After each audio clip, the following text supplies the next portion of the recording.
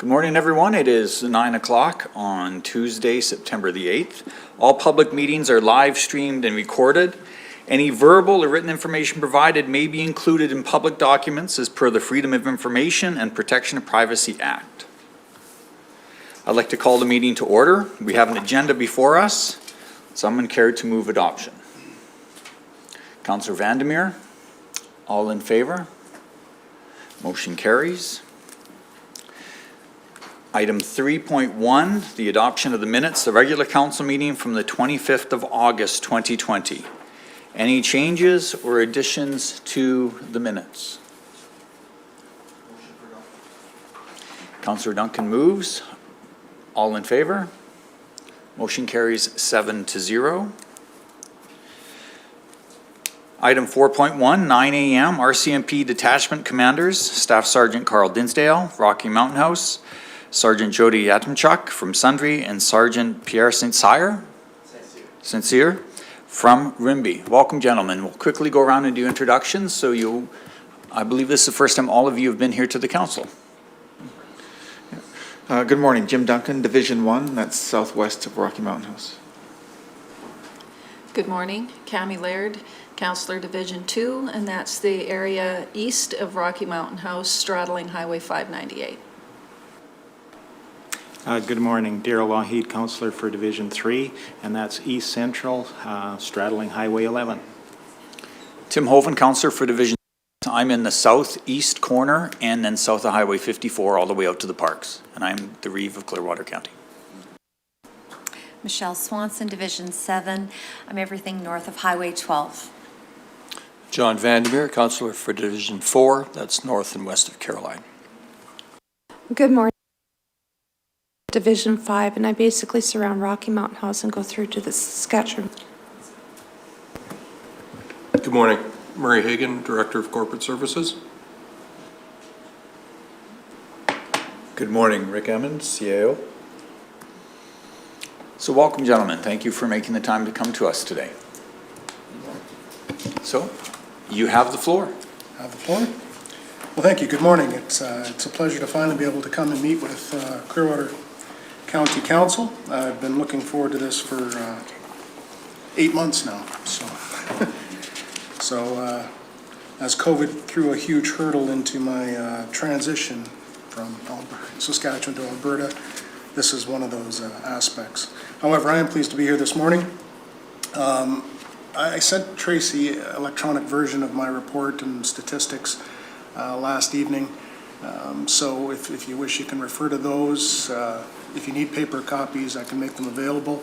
And if at the end of my presentation there's anything specific you don't see here or information you'd like to see on something in particular, please let me know and I will endeavor to find it and provide it to the council. So my report covers the first 2 quarters. The RCMP runs on quarterly reporting following the fiscal year. So the first 2 quarters of this year began in April, ran to the end of June, and then June to the end of September. So we're not quite through our second quarter reporting yet, but I've included those statistics and numbers that I have to date. And this is a brief overview of policing operations for Rocky Mountain House. Our annual performance plan this year, as you know, each Royal Canadian Mounted Police Detachment is mandated to prepare an annual performance plan that addresses identified local policing priorities. These priorities are typically set in conjunction with meeting with community leaders, councils, citizens, community consultative groups, and others. Industry sometimes is involved in this as well. Again, I'm tired of saying COVID ruined it, but COVID ruined it. And I wasn't really able to get out and do the consultations that I had hoped for in person. However, the contacts and communications I did have up to the point of drafting the APP led me to believe that it was appropriate to carry over last year's priorities into this coming year, as nothing had really significantly changed. So this year's priorities were to prevent and reduce the threat and impact of serious and organized crime, which translates roughly to reducing drug trafficking in our communities. Traffic safety and reduction of speeding associated with that. Crime reduction strategy for us was kind of broken down into 2 areas. One was reducing property crimes in general, And then the other was our prolific offender management strategy. So keeping tabs on those offenders known to the police and known to be prolific in criminal activity in our area. And then community engagement was the one that's really a struggle with COVID, maintaining and strengthening trust and communication with communities. Again, that's been a bit of a challenge this year. I attach crime statistics. I can kind of go over them at the end of the report. And there's some interesting trends there, but I'll cover those at the end. As far as detachment operations go, I always touch on our support staff. They are vital to our operations and really the backbone of the detachment. Typically, Rocky Mountain House Detachment receives a significant number of calls, inquiries, and files that are generated through our front counter staff and our switchboards. Currently, we have administration staff who assist us in taking those calls, in other operational and administrative matters that improve our service delivery to the community. Overall, average 400 to 500 citizens would attend our front counter each month. Now, that was significantly reduced during the period of COVID, although we have reopened our front counter services in a controlled manner. And of those, anywhere from 100 to 200 are for criminal record checks. In today's world, wonderful as it is, you can't really do anything without a criminal record check, so we are inundated with those on a monthly basis. We also take a large number of phone calls each day, which are triaged or routed to be dispatched, etc. And as I said earlier, all these processes have been altered due to the COVID-19 pandemic measures being instituted at our detachment, which included closing our front counter basically completely, short of appointments for urgent matters that had to be coming in. As of the end of June, we reopened our front counter services, but on a controlled manner. We still have measures in place to mitigate the risk of exposure for both the public and our staff. So if you happen to come to the RCMP detachment, there's a controlled access, and it's a slower process now, but we're doing the best we can under the current circumstances.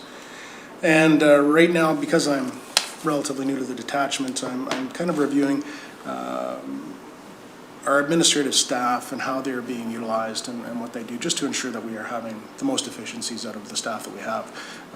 Rocky has, between public servants and municipal employees, 9 support staff, which is pretty good, really, for a detachment the size of Rocky Mountain House. I've seen a lot worse in the RCMP, and so with that number of people, I'm just, time permitting, going to have a look and see that efficiencies are in place for those employees and that we're getting the best that we can out of that.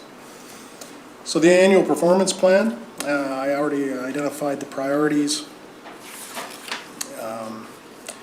As far as reducing drug trafficking, based on analysis, drug trafficking, unfortunately, is a significant concern for the Rocky Mountain House Detachment, both municipally and provincially, like outside of the detachment. We do deal with a very large number of drug-associated crimes, and when I say drug-associated, typically, I call them feeder crimes, but in order for people to maintain illicit drug habits, often they're not gainfully employed, so they resort to crime to support their habits. So the high property crime rates are probably directly related to the drug trafficking situation that we're looking at. Last November, because of, prior to my arrival, Sergeant Delisle, who was acting in my stead, he reallocated a couple of resources and created a local crime reduction unit. And their mandate was really to concentrate specifically on drug traffickers, prolific offenders, and patrolling known crime hotspots, etc. So they've been, when I got here, they were already in place, and they were doing some admirable work. They really were having a great deal of success, being unencumbered by answering calls for service. They could concentrate all of their time solely on pursuing these prolific offenders and these types of offenses. They were having some remarkable seizures, large seizures of drugs, firearms, common seizure item. When you find drug dealers, you typically find firearms and stolen property. COVID hit. because of our risk mitigation strategies put in place, I had to put them back to general duties in order to ensure that we had coverage in our schedule. But as of the end of June, they've been back to the crime reduction job in particular. And again, right out of the gate, they are showing some significant seizures and making an impact with the people. The prolific offenders is a key part of crime reduction strategy. Anywhere I've been in 25 years in the RCMP, it's 5% of the population who are known to us are causing 90% of the problems. So by concentrating some of our efforts on keeping tabs on them where the law allows for it, court-imposed conditions, those kinds of things, it tends to have a noticeable impact on local crime. Since July, or since they were returned at the beginning of July, they, as I said, they've had some significant successes. They have laid 8 possession for the purpose of they have instituted 8 possession for the purpose of traffic investigations that resulted in charges. A total of, that's a typo, it says 11, but 21 people were charged during this time. 19 with possession for the purpose of trafficking charges being laid. Drugs that we've seized in this time frame have included cocaine, fentanyl, and methamphetamine. Methamphetamine seems to be the drug of choice. And they continue to run a number of active investigations. During the same time frame, July and August, 9 people were charged with breaches of court-imposed conditions. This could be curfew, non-contact, those kinds of things. 12 subjects were arrested on outstanding warrants of arrest. 4 weapons-related charges were laid. 9 instances occurred where stolen property was recovered during their investigation. And 14 subjects were charged with various criminal code offenses, and 2 positive search warrants were written and executed. So they've been very busy for 2 people.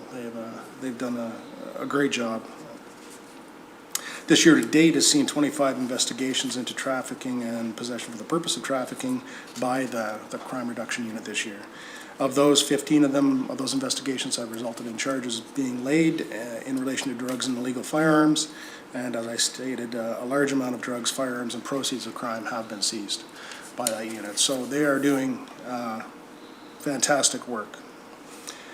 Reducing speeding, our traffic safety portfolio or priority for the APP. This was instituted last year. Last year we identified in this plan that we had a bit of a hiccup.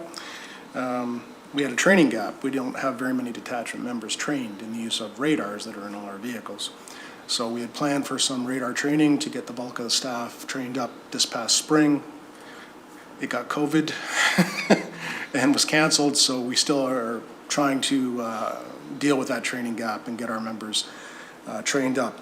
In the interim, we are looking at running some joint operations with CPOs who are trained. They can certainly run the equipment, and we can have our members there writing tickets for what they observe, and we can still do proactive patrolling for crimes that we can see, basically. Distracted driving, stop signs, those kinds of things.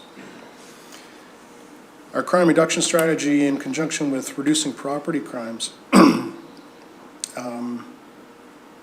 Again, our crew unit, but also this gets mandated to all of our detachment members. So based on crime analysis, they are to do their patrolling in a directed manner and look at crime hotspots, look at areas where we know there's a couple specific in the area that are really been hit and targeted a number of times over the past year and a half. So in conjunction with extra patrolling on that, we've approached some of those properties. Constable Harold Smits, he's been trained as a crime prevention through environmental design assessor, and he's approached these businesses and kind of gone through that process with them, identifying ways that they can harden themselves from crime. It's not fair that, in a perfect world no one would have to do that, but we live in an imperfect world. So oftentimes that CPTED assessment means the spending of money, and that's unfortunate. As I said, it's not necessarily fair, but that's just the world we live in. So hopefully some changes are made with those businesses in relation to those CPTED assessments, and they become less attractive targets for criminals. Since June, end of May, June, we've also been part of a program in the division called Data to Action. And Data to Action is really taking crime analysis for our detachment area and then having us direct operations in relation to this analysis. The analysis done by this Data to Action team uses the division analytical team, so it's a little bit more in depth than we could do locally. And it's been helpful and beneficial as well in allowing us to target resources, also draw on resources from support units. The Central Area Crime Reduction Unit has been in town in relation to that program. We're getting some advice and help from our auto theft section and some other things as well in relation to that. So it's been good to be part of that. It won't be full-time, I don't think, so we're going to make the most of it while we're part of that program. Some of the statistics, you'll note there's been a dip. It looks like crime's going down, and it did. I mean, the stats don't lie. Crime did go down for a period of time. Our analytical people now are it's not firm, but they're supposing that perhaps property crime has dropped because of COVID-related government funding. Everyone who could applied for CERB money and got it, therefore they didn't have to go out and steal things to support their habits.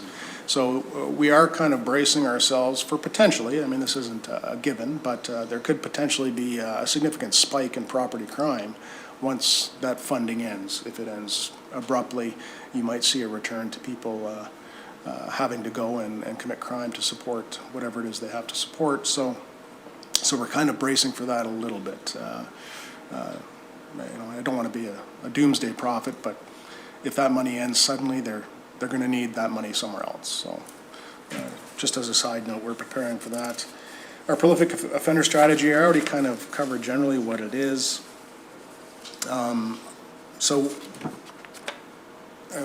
In relation to prolific offender strategy, we developed a local project where we identified prolific offenders, and then we kept track of them and their conditions. These names are known not just to the crew members who concentrate on these folks in particular, but also the watches themselves.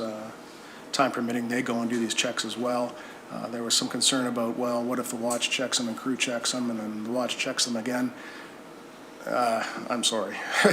If you're on conditions and you get checked 3 times a night, you get checked 3 times a night. That's unfortunate.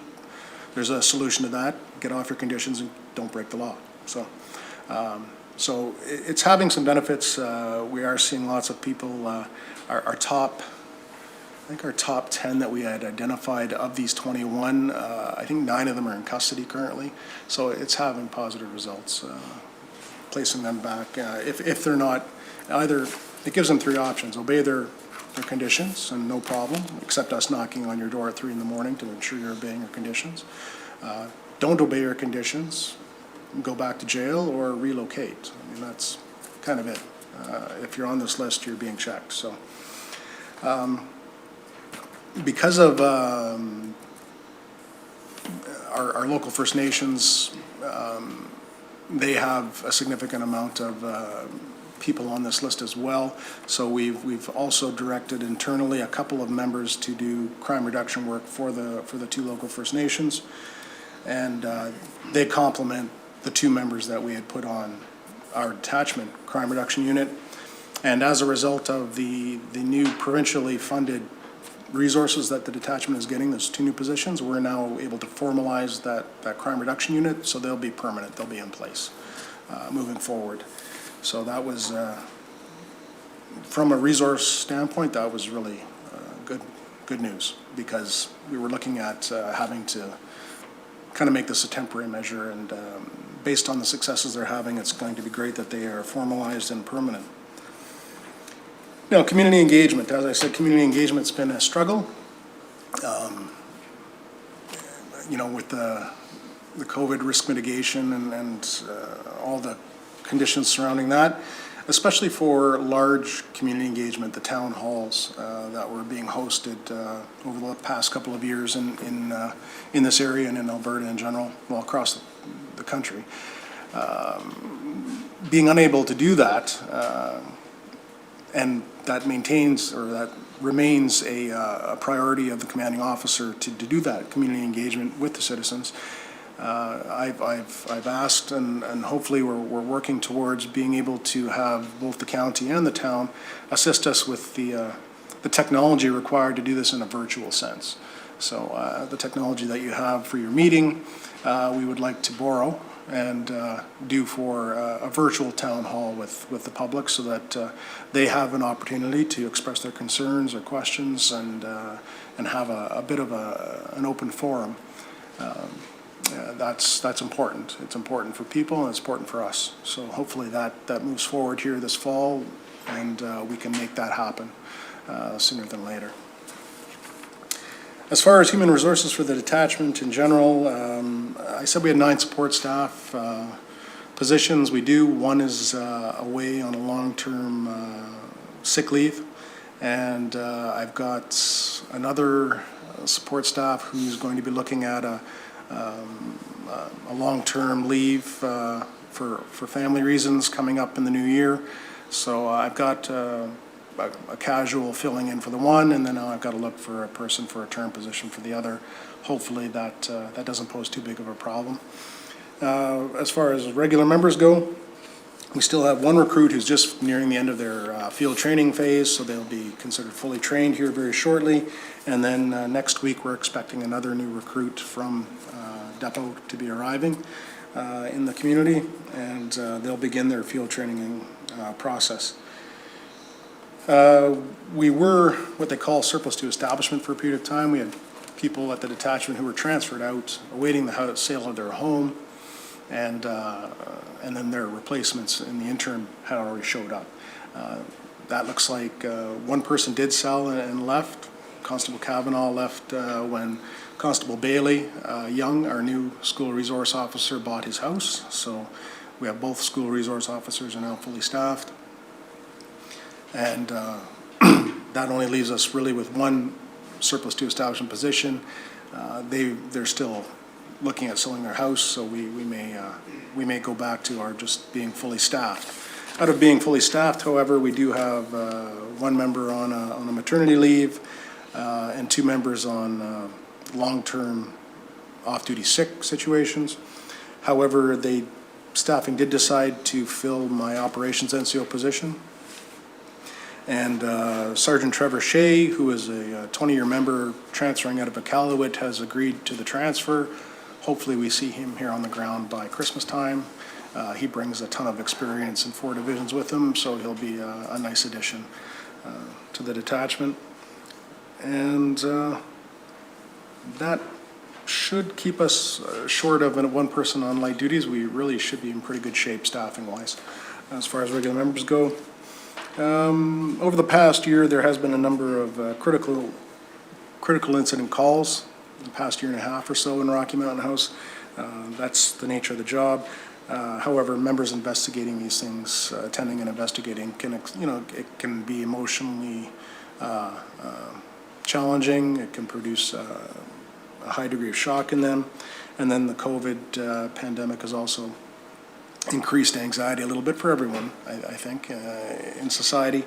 However, we do have, they're all well aware and reminded of on a regular basis of our support programs internally for them, for looking after their mental health and dealing with those aspects of the job.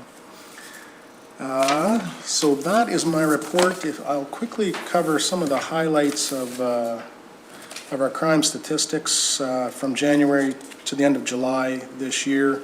And this gives you not only this year's statistics, but a 5-year trend.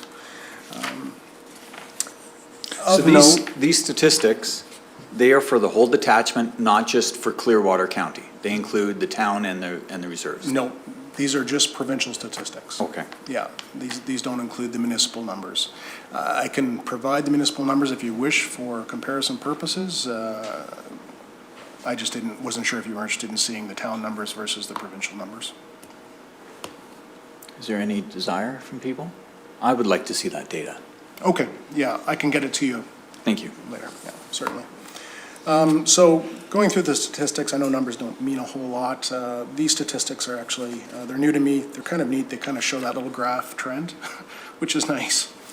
kind of shows you very quickly what's kind of at a high point and what's not.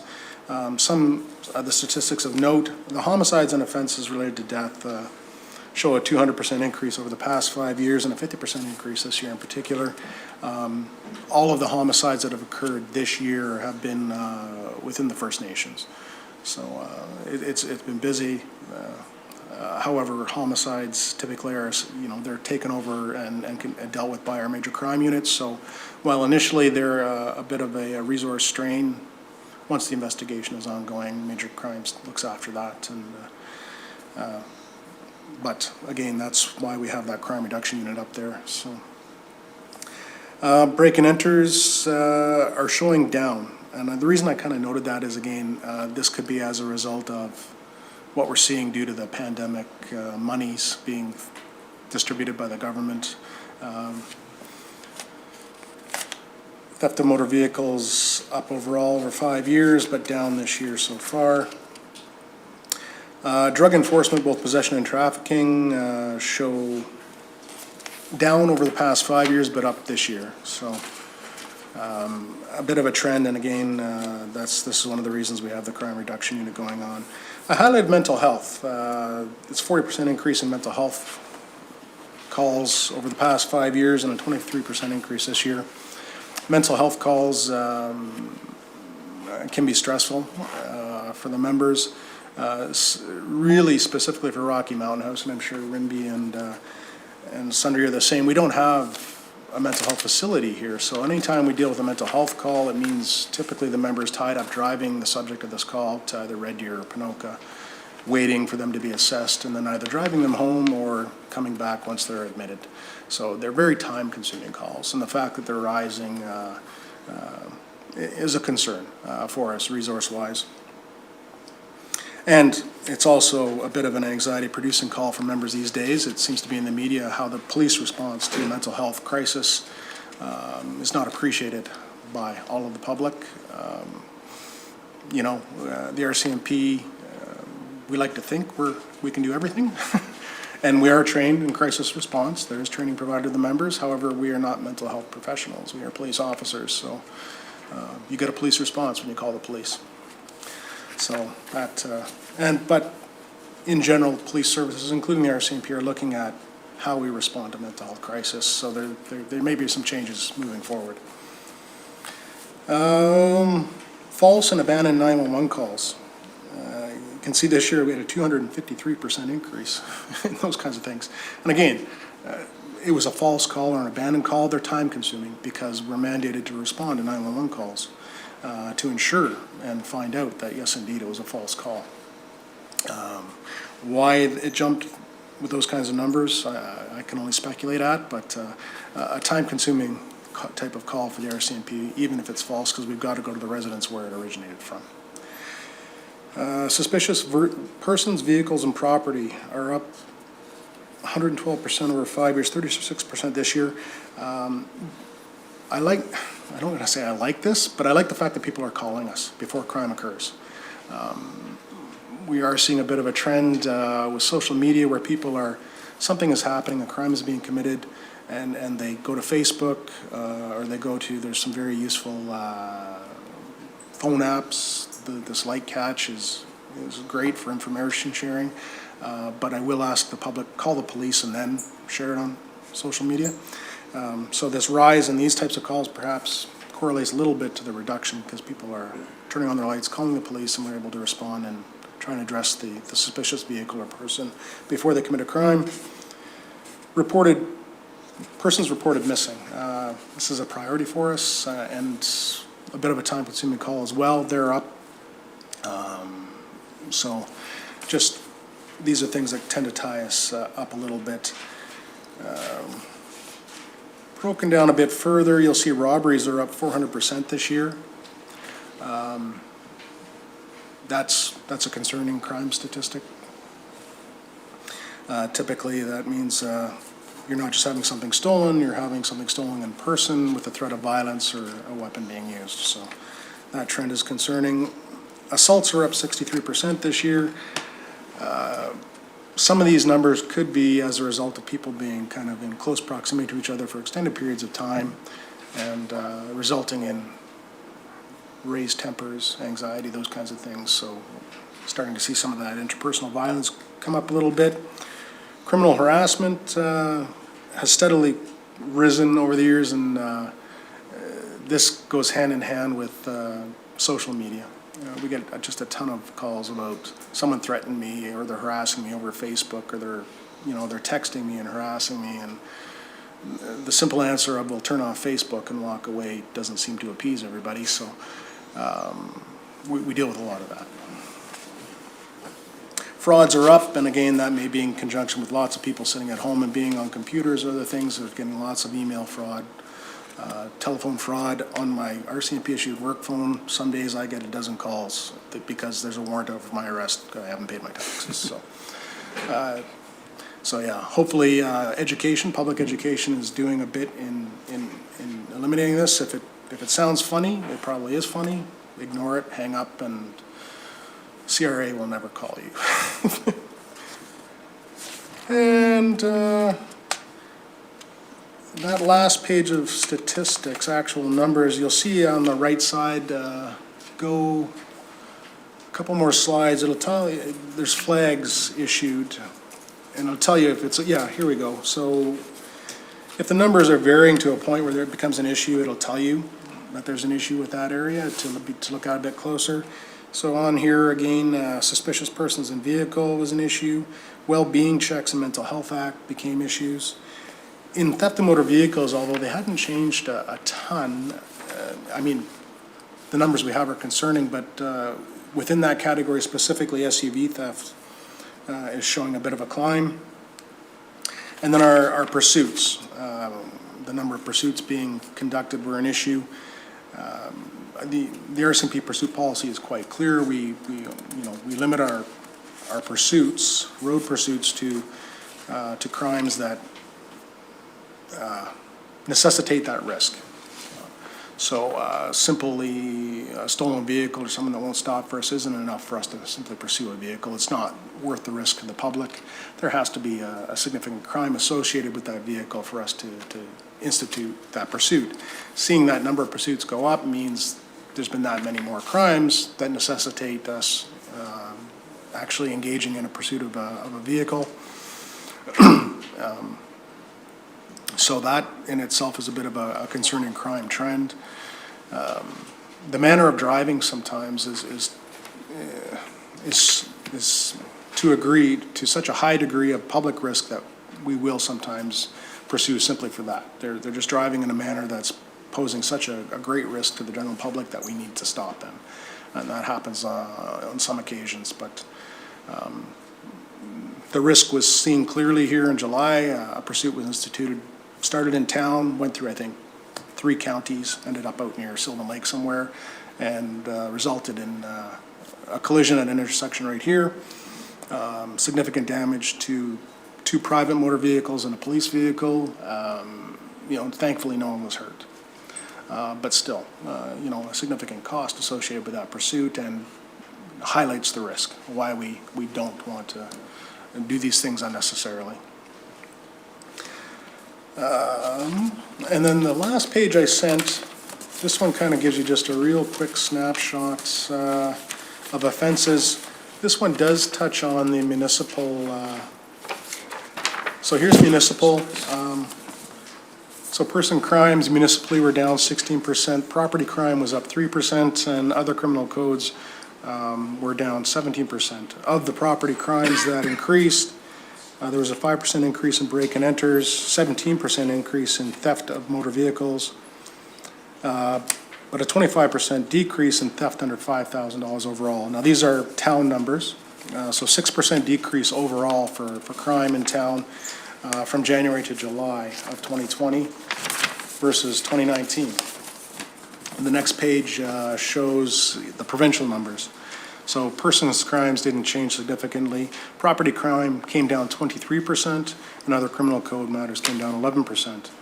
Overall, property crimes in particular, like specifically break and enters, were down 39%.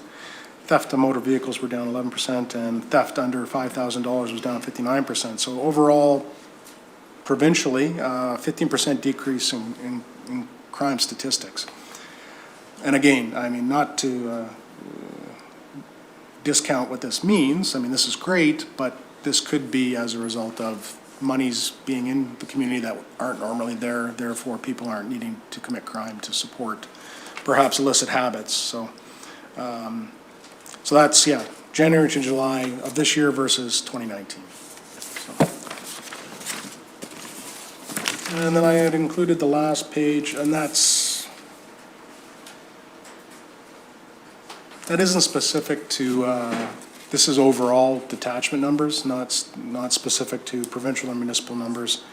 And it kind of shows you just a quick snapshot of changes in clearance rates of what we do. So arrests have gone up overall, and clearance rates for our property crimes have gone up. So clearance rates means that solved and actually charges laid or property recovered, those kinds of things. Persons crimes were down, property crime was down overall, and other criminal code was down. So overall, yeah, we saw a drop in criminal code offenses. And again, I think the COVID measures in place for 3 months are going to be a factor in these numbers. I mean, I wish it weren't so, but I just think that that's kind of the variable that you're seeing there. And what is Project Lockup? Gold, silver, bronze? Project Lockup.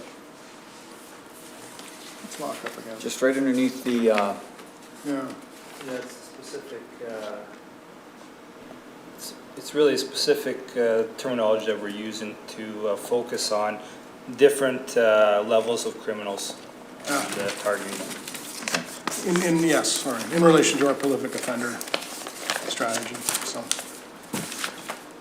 so yeah, that is what I prepared for you, so short of any questions. Councillor Laird. Yes, with regard to your motor vehicle collisions, I see you've got some numbers around fatalities, injuries, property damage, that sort of thing. Does that include OHVs?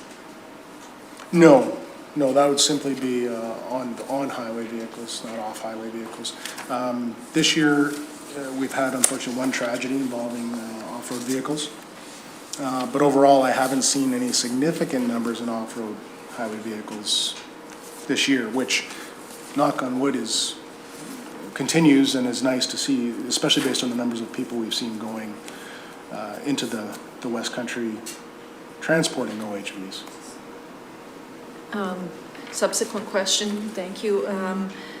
So I guess what I would be looking for out of curiosity is some statistics around OHVs from all three detachments in the county, because as you said and you indicated, we've seen a higher number of folks using that backcountry.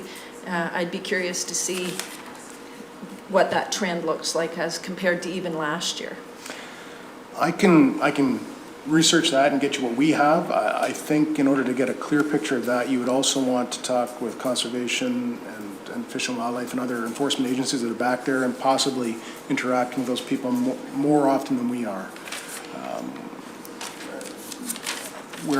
I encourage the members to do proactive patrolling. However, that's based on answering calls for service. So I don't have the numbers or the time available to the members that I would like in order to do some proactive patrolling. I have put on a reservist constable to go back and work with conservation and Fish and Wildlife over the summer on the long weekends to specifically look at those. But the reports I'm getting back from that member are based on the numbers of people back there, and as soon as they walk into an area, people go back there, I think, not realizing how isolated they are, that they don't have phone service. So they get into an area and he's inundated with people approaching him with complaints about other things. This past weekend, being bit by a dog, unattended fires, there was a fire. noise complaints in regards to the OHVs, noisy parties. They can't call anyone about it, so the moment they see someone in a uniform, they just unload on them about all the complaints they have about the experience they're having. So I will do what I can as far as those kinds of numbers in relation to OHV in particular. But I would think an inquiry with the other enforcement agencies back there would be prudent as well. Thank you. Councillor Lang? Yes, excuse me. I have 3 questions for you. Sure. Sergeant, you had mentioned that you're sending a lot of your resources to the First Nations and a few homicides, and you mentioned the words resource strain. I'm just wondering, how much provincial funding do you get for our First Nations out of your total funding? Provincially? Oh. So we have a CTA agreement with Sunchild and Ochese First Nations. That's a community tripartite agreement, which means that those positions are funded, I think it's 53-47, 53% federally and 47% provincially. And there are 2 members associated to that agreement. So they are basically likened to a municipal contract position. They are to spend, outside of exigent circumstances, 100% of their time addressing policing concerns for the First Nations. So that's 2 resources there. And then I also have, I think, 3 other resources in the detachment that are, they're called FNP positions, or First Nations policing positions specifically, and that's via provincial funding though. And then, of course, Sunchild and Ochese are within the province of Alberta, and they are Alberta residents, so that none of those agreements preclude anyone under the provincial policing agreement from responding to and dealing with crimes on the First Nations.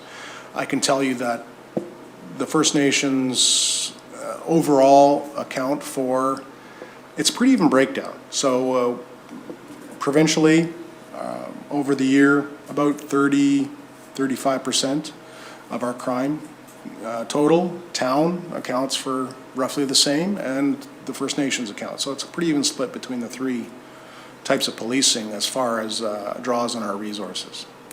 Okay, thank you.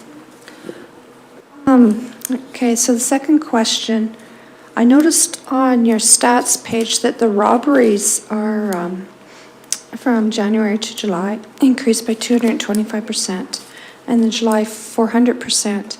Yet all the crimes that I would think would be related to robbery are all down, like break and enters, theft of motor vehicles, theft over and under 5,000.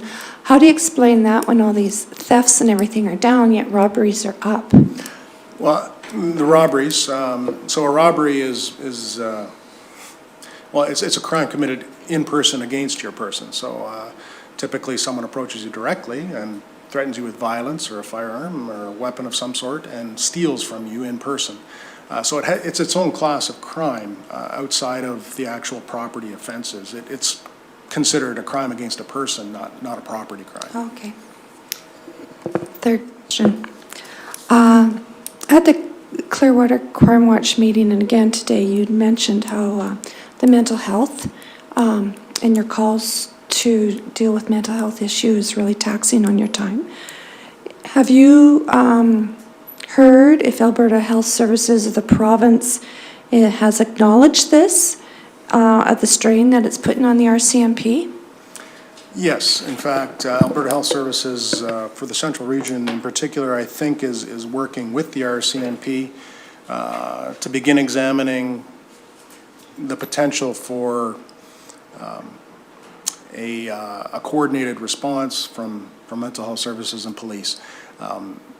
The city of Red Deer has their, it's RPACT or PACT. So they have mental health professionals that attend these types of calls within the city of Red Deer with the police and address with the actual mental health component of the crisis. The police are simply there to ensure the safety of the person and the people responding. The logistics of being able to do that in smaller centers it's unrealistic. You couldn't support having full-time staff at a detachment like Rocky Mountain House to sit around and wait for these calls to come in. But I think they are trying to examine how potentially they could come up with some sort of regional model that, that could be helpful in this regard. Okay. Sundre, Sergeant Achtymichuck. Good morning. I'm Sergeant Jody Achtymichuck from Sundre Detachment. For you that don't know, we have 8 regular members and 2 PS staff, and we're fully staffed and been fully staffed for a while. So this paper that I gave to you this morning is strictly stats from 2016 to 2019. I didn't include anything from this period. So I'm not going to go over everything that he just spoke about Rocky and the area and stuff, but Police is smaller population, obviously, than Rocky Mountain House for you guys. And the numbers, I guess so in 2019, our priorities were crime reduction and focusing on our repeat offenders and traffic safety. We included youth health and safety. We're into the schools and into their programs as well, like for traffic, doing little presentations about drinking and driving, or drug presentations, or working with victim services in the school in Sundre. And so for 2019, since I arrived, I've been in Sundre since 2018. We've been pushing the gas and oil field to and the general public to report anything and everything related to theft or break-in enters, because a lot of the oil companies in the past weren't reporting a battery be taken or a small portion of property that was taken. So the oil and gas companies are on board from all our meetings, and they try to report as much as they can so we could determine our hotspots in Clearwater County. And we take all these stats and we moved our priority from 2019 into 2020 to focus on crime reduction, and it's working out well.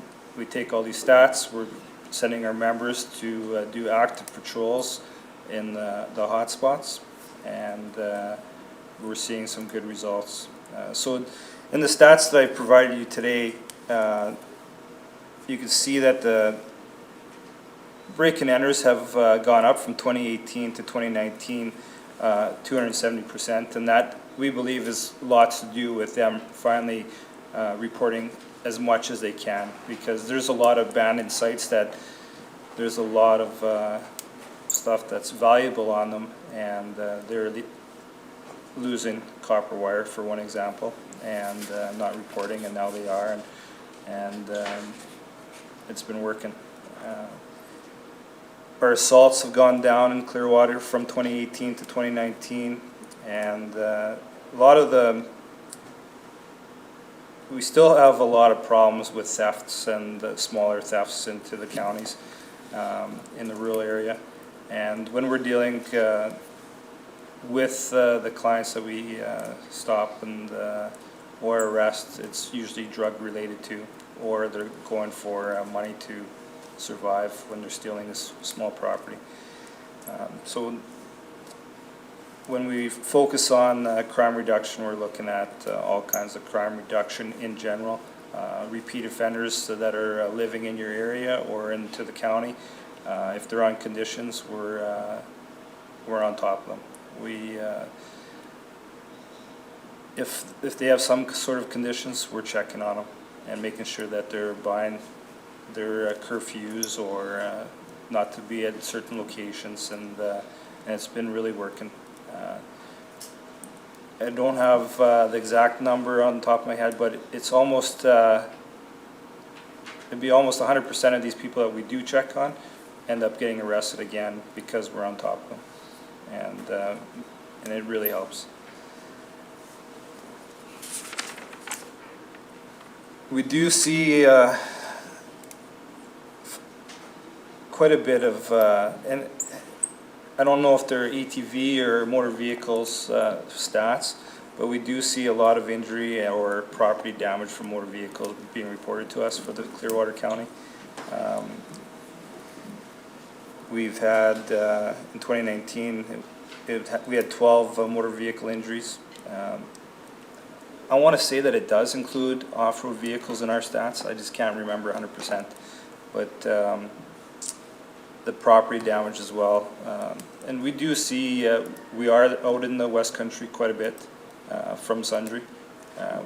We do get a lot of call volume out there, and it's usually either thefts or injury by off-road vehicle. Or we really, at all our meetings, Rural Crime Watch or any meetings that we do have, we really encourage the public to call us for any suspicious vehicles, and it's been working out very well too. That's something we can't, if it's out of the ordinary sitting in the county, we like a call, because for us, 9 times out of 10, it's something that shouldn't be there. And the locals know, everybody living in the rural area, they know what's out of place, and it really helps. So our, for us, your guys' number, these stats that I provided you are strictly for your county, and they're small numbers for our detachment. We've had, so in 2019, we had 24 calls for suspicious vehicles in the Clearwater County that we responded to. And moving into 2020, 2021, like our objectives are crime reduction, and that includes traffic safety and operations. We're going to be in the county, and I talked to your peace officers a few months ago that we're going to include them when we do it. But we're in the county every week. We're into your county doing some traffic enforcement. And we want to focus on setting up some check stops and more traffic safety, and now that there's mandatory alcohol screening, and pick the right opportunities to focus in the county. And it doesn't have to be on major highways, it could be on secondary highways, stuff like that. We made it a priority that we really want to reduce crime reduction. Or reduction in property crimes, and we work with the oil and gas companies and Rural Crime Watch heavily in Sundre, and so far to date the feedback and the numbers are positive. We've since COVID started, it actually gave us a little bit more time to focus on some of the hot spots because we have less call volume to certain calls, and we're seeing there's a lot of transients coming in through our area, specifically Clearwater, to these oil and gas sites. They're not locals that we're finding. And so us having the time to focus on this kind of thing, we're spending more time out there, and we're actually finding them and catching them right in the act, so which is working out well. And right at the beginning of our priorities, we wanted to engage with the community. That's always a priority within the RCMP, obviously, and we always tried to attend as many functions as we can in town or be involved in the schools, and the members really enjoy it, and we try to give them as much time as we can to be into the community. So if there's any specific, Sundre's a little bit out of the way for the communities, but if there's anything specific that Sundre can attend or the members could attend for schools or any presentations that you guys feel, we're more than willing to help out. And that goes for any community event in the county. Yeah, that's really all I have. Our stats for 2020 so far since January are very small. And mental health and assaults in the home are a little higher than normal, and COVID's been playing a role into that, we believe. And in regards to mental health, for us, we try to work with the local health authority to try to be on top of repeat mental health calls. So if somebody's struggling and we're going to the house on a regular basis, we try to get the local mental health workers involved so they could take a lot of the strain out of us or doing their job when, and it really, we're seeing a good benefit in from our members. They really enjoy having a professional that's been dealing with these clients on a regular basis, either attending after the fact or actually say, you know what, they'll come to us, and if we have another call to this home, they're more than willing to come and make first contact to see if we're even needed, versus us going and then calling mental health. So it's been working out well. So that's all I have in regards to specifics. Is there anything specific that you guys would like to see? And I know off-road vehicle stats, we could probably pull some stuff out. We do spend a lot of time in the Clearwater County West Country, and it's a regular patrol area for our members. If there's anything ever specific, feel free to reach out and let us know. So any questions from council in regards to the Sundre detachment? Okay. Thank you. Morning, everybody. Pierre St-Cyr, Sergeant in charge of Rimbey. Just recently transferred from Saskatchewan to Rimbey in May, so fairly new to the area, fairly new to the province. Rimbey has been running short about 50% capacity. So I'm responding to calls, I'm on the road, I'm issuing tickets. So as far as being proactive, this is the best we can do with the resources that we have. We currently have 4 constables, supposed to have 6 constables, 1 corporal, myself. Throughout the summer, it was myself and 3 constables. So that's 1 member per shift without releasing too much details. 19-hour coverage, the rest is on call. And for instance, today I'm by myself. Rimbey's not protected right now. So it's very difficult to manage. It's very difficult to enforce. I can give you some statistics. I'm supposed to get 2 cadets and 1 support staff. Cadet's supposed to come in October and November. Support staff is supposed to be coming November, December. Corporal position will be advertised shortly. That being said, physically speaking, the office space is not adequate for us to have all those members.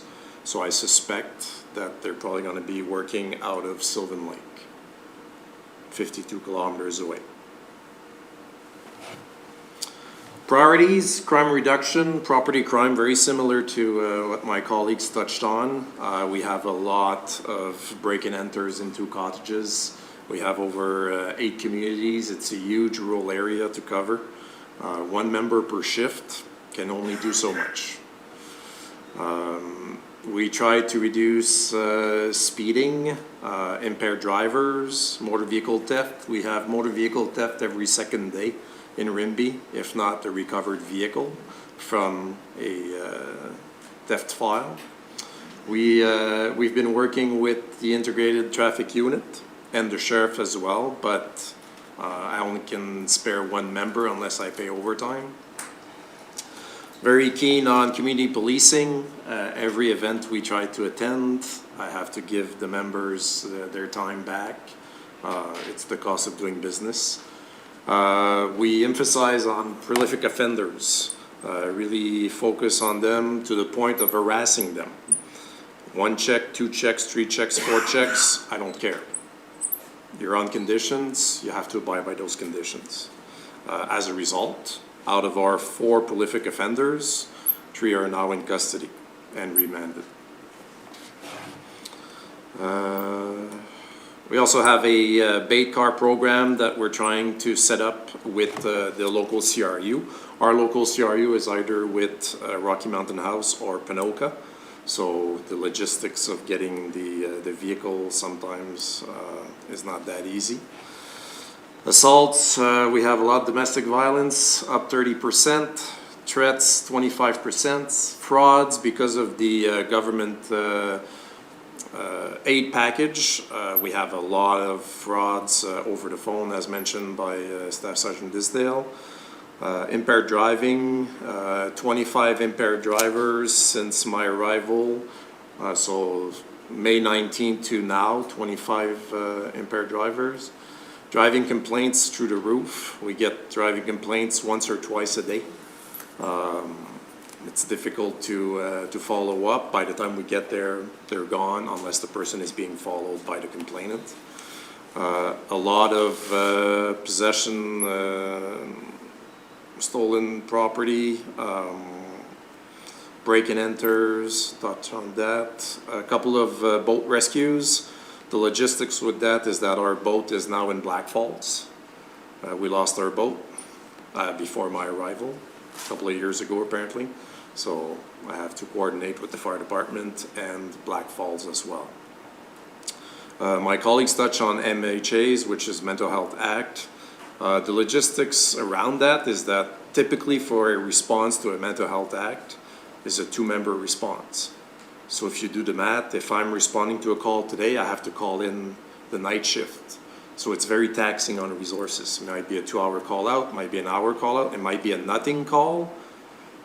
That person was woken up, was working nights tonight, or vice versa, weekend, whichever. We have the Rimbey Facebook page that's very active. It's been working well. We actually had one that we caught a white pickup truck on Thursday, a stolen vehicle that was going around various properties, Range Road 35, 36, and we caught them at 32.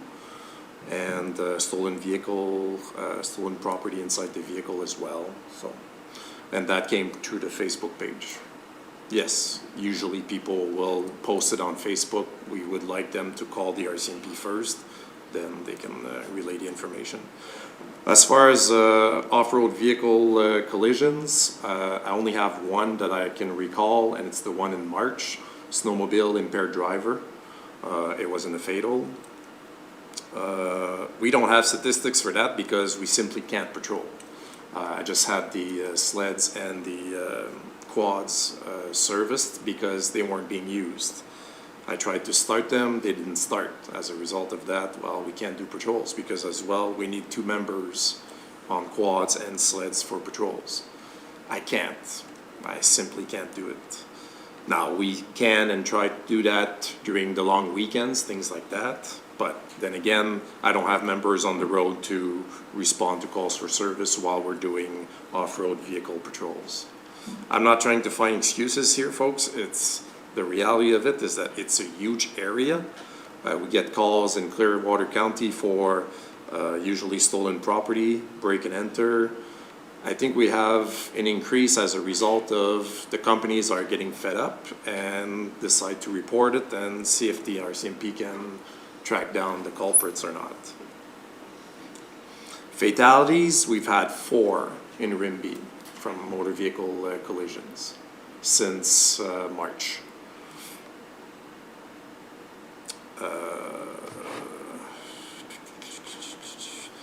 Missing persons calls, 5 people. Yeah, and again, I'm more reactive than being proactive in that manner. We average 60 calls for service per week. We had 75 this weekend. 2 members on shift. 2 members on nights, 2 members on days, luckily.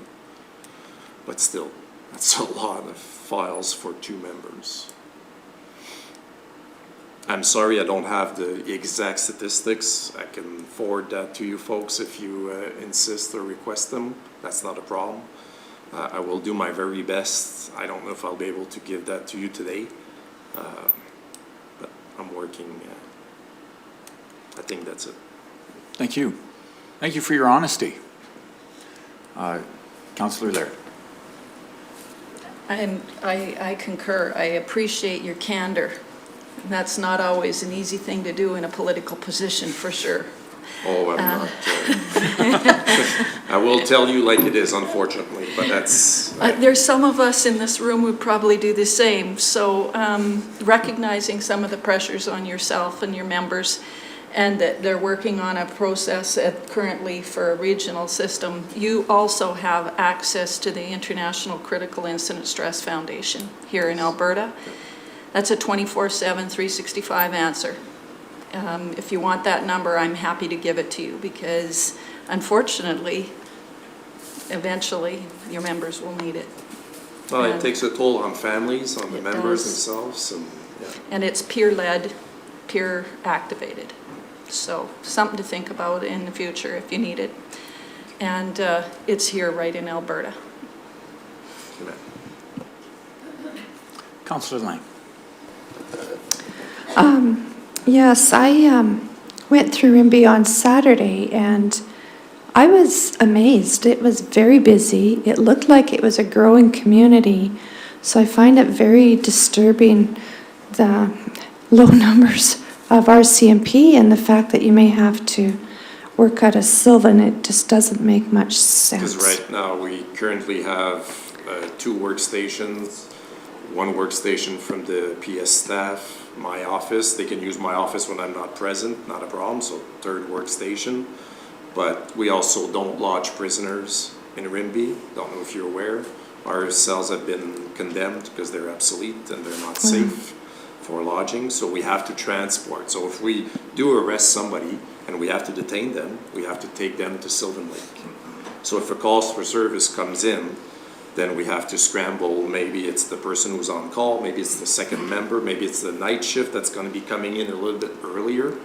But then when the member's in Sylvan Lake, the member in the Rimbey might need the backup, so maybe it's Rocky Mountain House that's being called because they're on the road.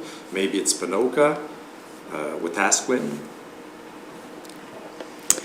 You had mentioned how so often you need 2 members, whether it's quads or ATVs or mental health, and that one person cannot respond alone. Well, it's not that they cannot. We have to focus on the safety of our members. To be able to do our work, we have to be safe, to be able to safely resolve the situation, whether or not it's a gun call for service, could be mental health. You have to keep in mind that mental health calls or situations sometimes escalate very quickly. Yeah. If the person is bipolar, if the person is schizophrenic, off their medications, we might go with mobile crisis unit like they use in Saskatchewan and Manitoba.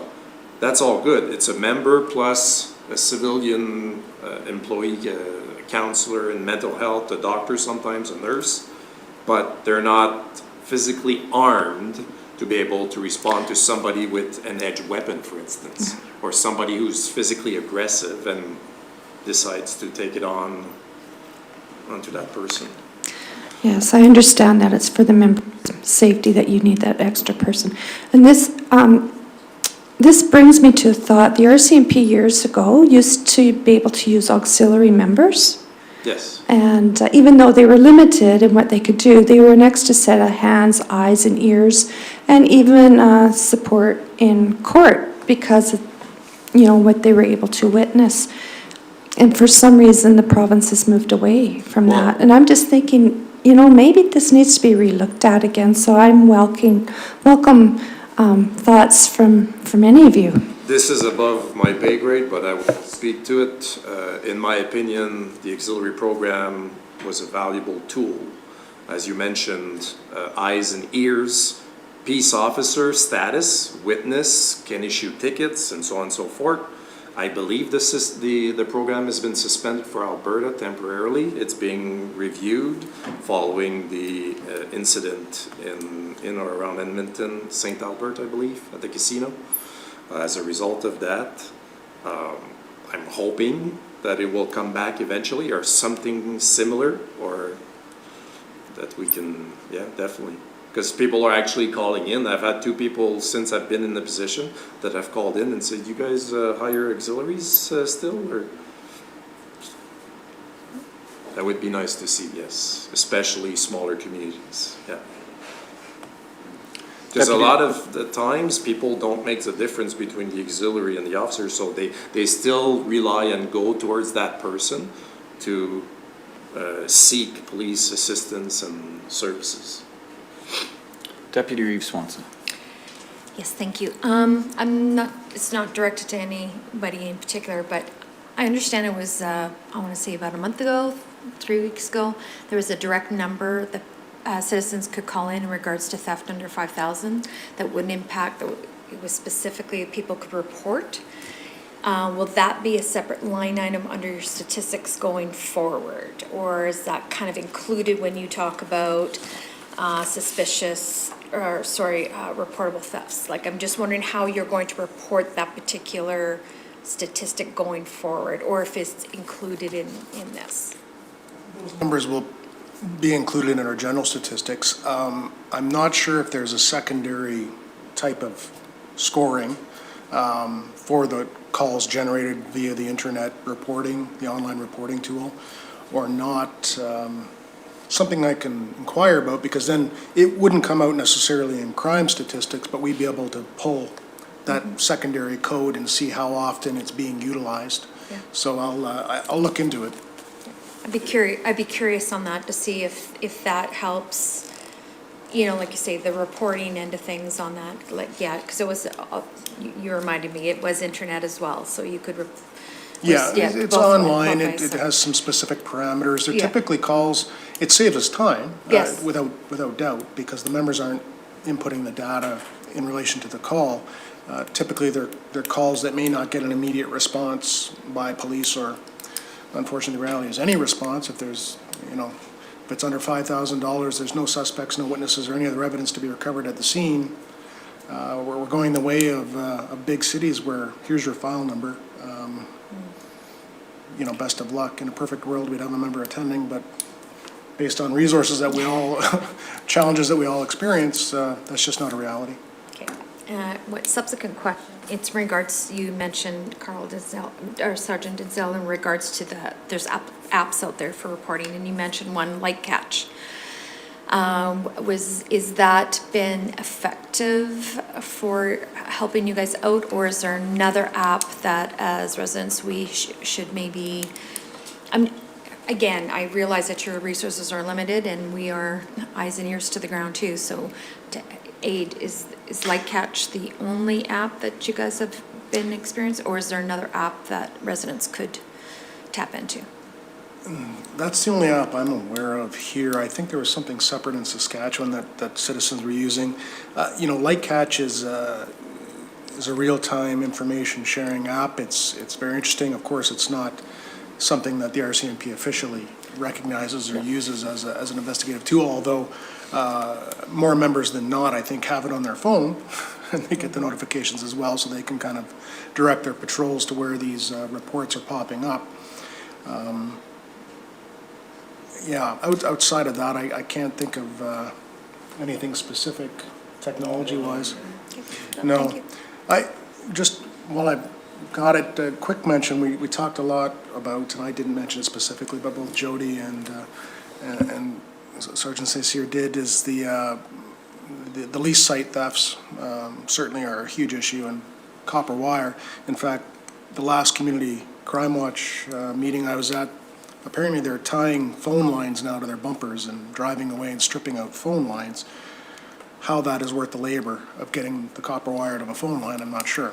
However, Alberta has, I think they've just passed this legislation that regulates the sale of copper wire now, so that the businesses that purchase this material are now obligated to get photo identification, addresses, those kinds of things. So hopefully that becomes a bit of a deterrent in these types of crimes. If it's a lot harder to get rid of your stolen property, hopefully they'll be less inclined to steal it.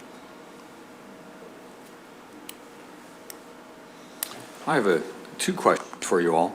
My first question is about triage, and maybe it's not applicable now with in a COVID world.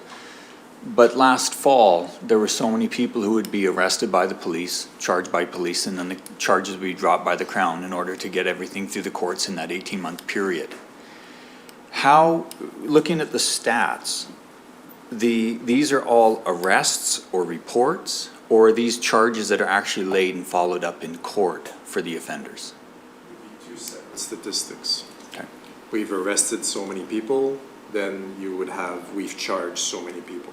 But you could also have a third one that says the Crown dropped the charges or stay of proceedings or. So do you withdrew know the how charges. many are stayed by the Crown at this time? And I realize COVID probably threw everything out the window. We could find out, certainly, via the join system and the detachment that tracks all of the information's laid and their dispositions. I'm sure that support staff could get those kinds of numbers, you know, charges laid versus charges withdrawn or stayed. You mentioned that the time frame for getting charges, you know, laid to disposition, that's been imposed. That's, you know, this Jordan principle, and so the clock starts ticking the minute we lay in information. We have 18 months to deal with this, or it will be thrown out because of delays that are viewed as unnecessary now by the Supreme Court of Canada. They're not facing the challenges and numbers that the provincial courts are, obviously. So it's concerning. You know, we are looking at ways to mitigate that a little bit internally as best we can. You know, simply directions. At times, because of the volume of work that Mounties are dealing with, police services in general, we're quick to charge and move on. Offences reported, you get, you know, your quick statement and make an arrest, release them, charges get laid, and then you still have some aspects of that investigation to continue. And until all that investigation is complete and all of that disclosure is forwarded to the courts, they can't really start to proceed with how they're going to deal with the charges. So really, short of there being public safety concerns, I'm basically getting members to, as far as the charge aspect of investigation goes, slow down a bit. Take a breath, take a step back. Do you have to lay in information right now? You still have statements to take, you still have scenes to investigate, you still have lab work to get done. So if there's no public safety concern, hold up. Lay your information when your investigation is 100% complete, and you can put it all to court, and then there's no delays based on us anyway. Delays within the court system themselves are the responsibility of the court system. I can't speak to it, but certainly I do see from time to time things, and especially now, COVID affected everything, including the courts. So court sittings basically stopped for 3 months. Now there's a huge backlog in our court system, and that clock was ticking the whole time. So I think, by no fault of their own, the Crowns are going to be under the gun as well. And I always remind people that, you know, if my members are busy individually and there's 25 constables that are busy, well, that Crown attorney that comes out of Red Deer is dealing with all of those 25 members' files, and maybe Sundres, and maybe Rimbeys, and maybe another detachment. Like, if we're busy, they're incredibly busy. So, I mean, to give, you know, to give them a fair shake. If we're busy, they're super busy because they're dealing with not just one individual member's files, but perhaps 100 members' files on a docket in court, and trying to manage it through the court system. So I don't envy their position, especially with the time limits imposed now. So locally, we're doing what we can to mitigate that a bit and ensure that we have a complete product going forward, so that we're not responsible for any of those delays. My next question is, you all know all rural municipalities have a new check to write to the province every year to help pay for policing. And are any of the 3 detachments going to be seeing an increase in officers because of that increased cost to the municipalities? Do you have that information yet? Yes, we're increasing our numbers by 2 positions here in Rocky Mountain House. So far, we're not. Sundre's fully staffed, and it goes all by our stats. And the detachments that needed additional positions are going to receive the members first. And but as of right now, Sundre's not getting any additional spots yet. Now I'm getting 2 cadets and a corporal. I'm assuming that 1 cadet, once trained, will probably go somewhere else. Then I would retain one of the cadets and the corporal's position. Thank you. Any addition?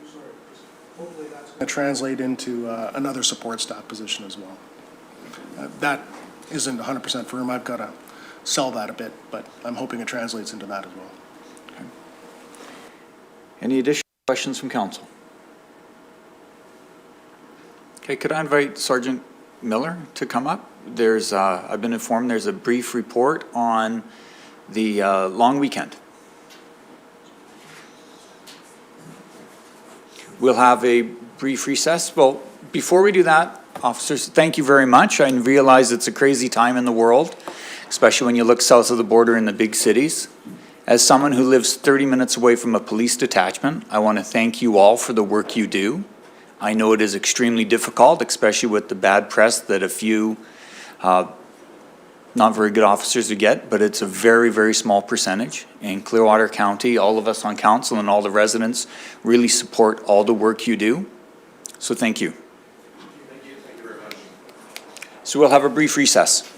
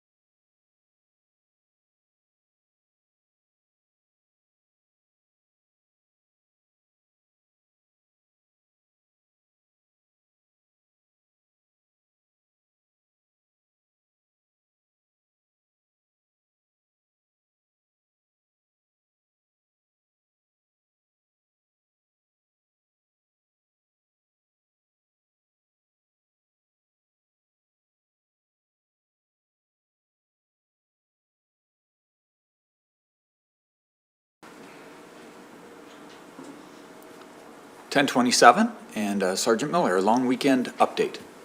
Good morning, Council. Just a really quick, brief update with regards to the September long weekend. We were working JFO out in Nordig again, where our officers actually stayed in Nordig with 3 RCMP officers from Blackfalds Traffic Unit. Our focus was in that West Country because of all of the concerns with the number of recreational vehicles, et cetera, that were in the area. Some stats from the weekend, there were 198 speeding tickets issued.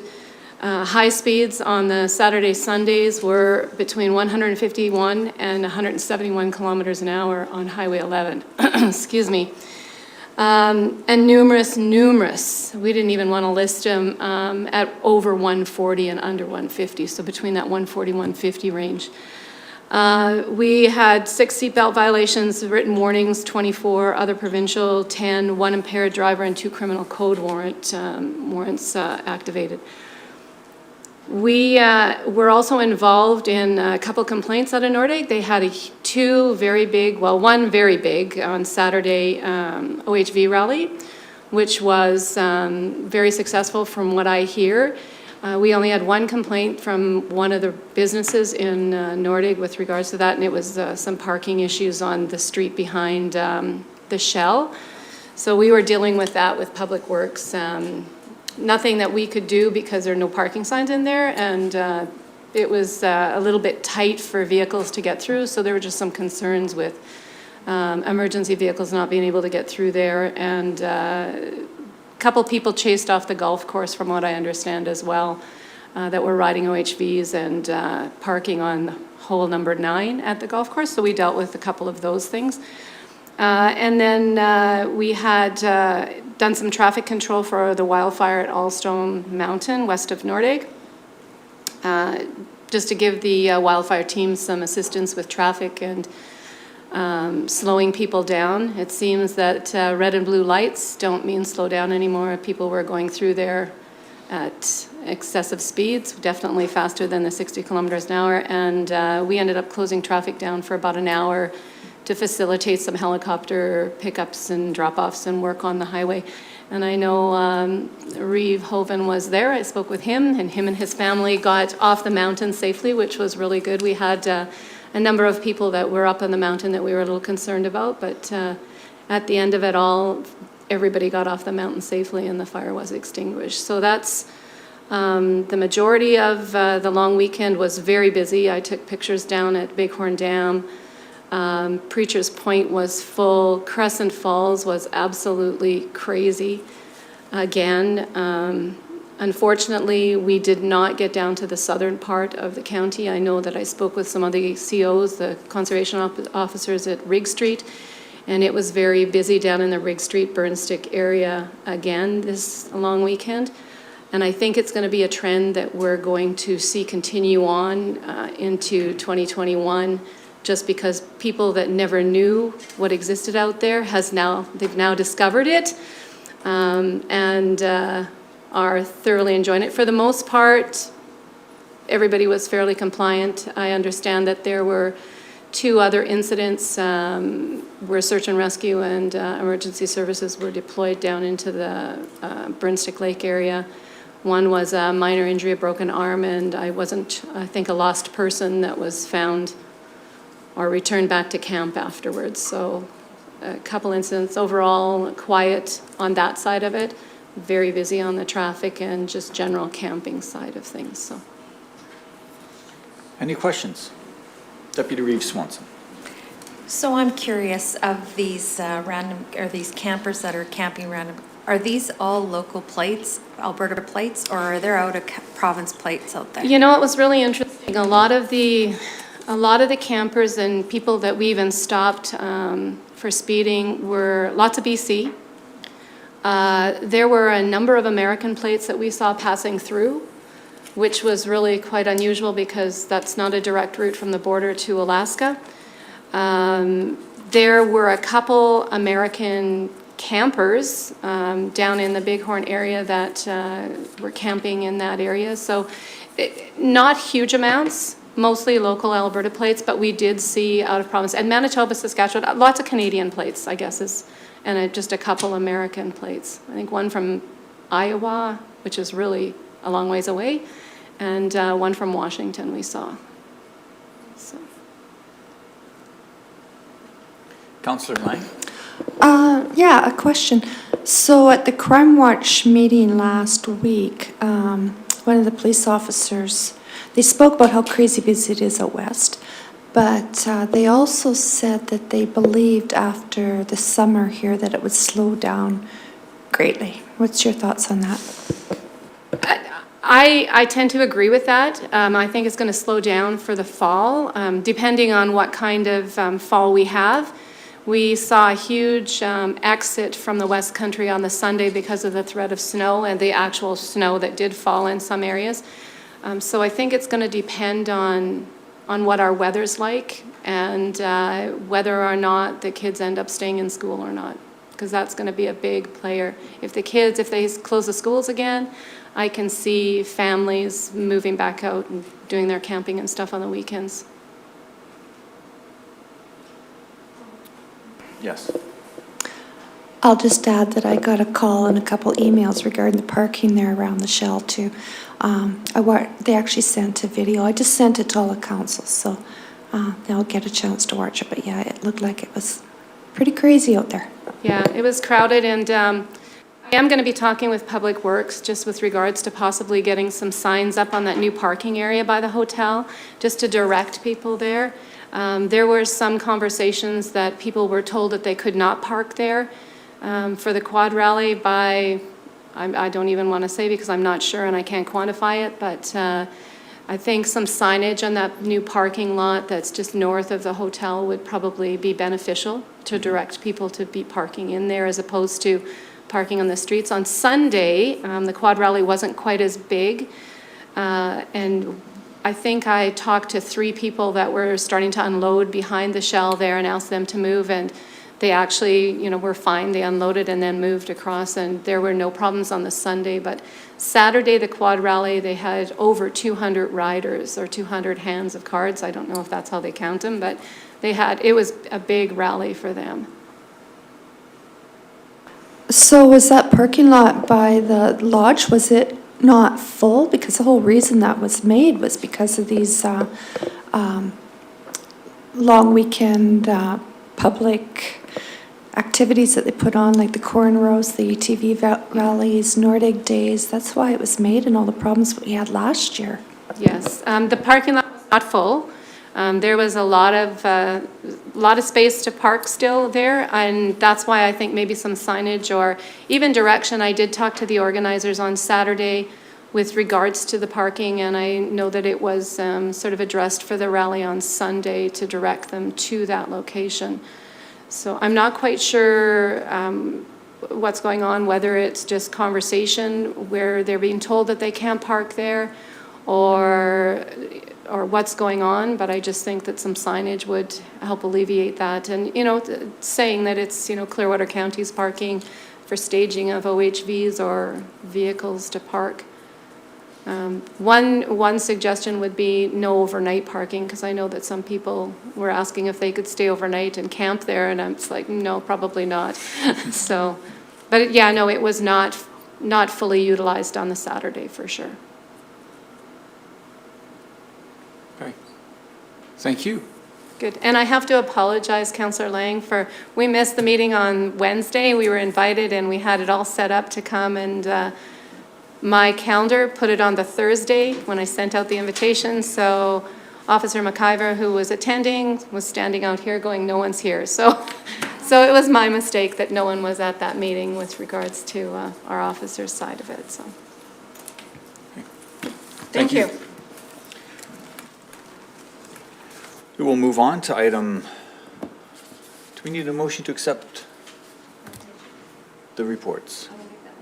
Deputy Reese Swanson moves. All in favor? Motion carries 7-0. Item 4.2, Stephen Haupt, request for property tax refund for years 2018 and 2019. Welcome. Hi. Councillor Duncan, can we just do a quick round of introductions? Hi, morning, Stephen. We're in Division 1 out there. Cammy Laird, Councillor Division 2. Good morning. Daryl Lougheed, Councillor Division 3. Tim Hoven, Division 6 and Reeve. Michelle Swanson, Division 7, Deputy Reeve. John Vandermeer, Division 4. Division 5. Good morning, Murray Hagan, Director of Corporate Services. Good morning, Rick Emmons, CAO. You have the floor, or is this administration? Who wants to introduce? Murray? Sure.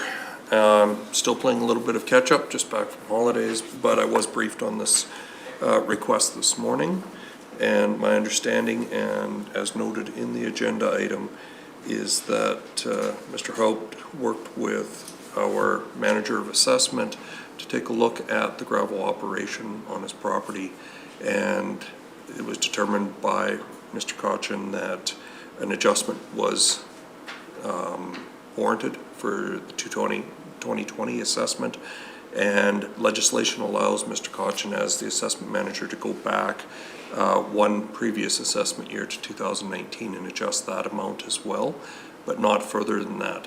So Mr. Haupt has requested that council consider an adjustment of the tax or partial refund that would put him in parity with the 2020 assessment figures. That's it exactly, really. Yeah, thank you. I guess I've kind of wrote out a small presentation there just so you can understand where I'm coming from. And again, thank you for the opportunity, by the way, to be here. I'm not really much of a complainer except about a few certain issues, but this one, when this began, when you brought this tax in, I guess I didn't understand why they brought the tax in because nobody really knew anything about it. Because as pit owners, we're required to put up a bond to make sure reclamation is done.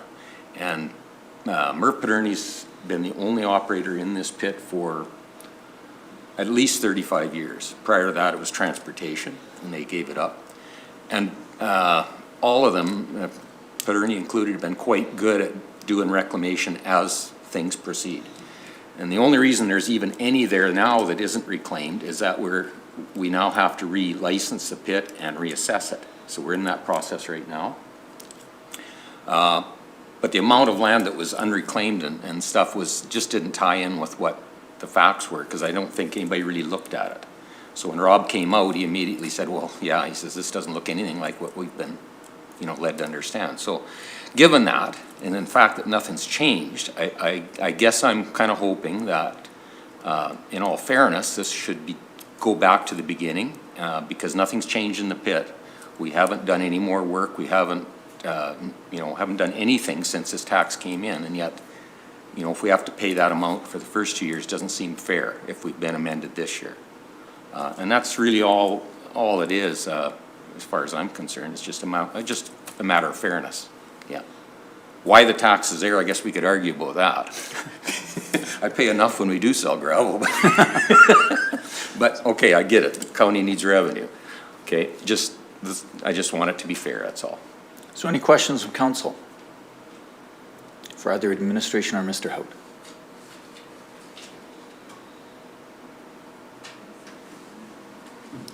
Councillor Lang.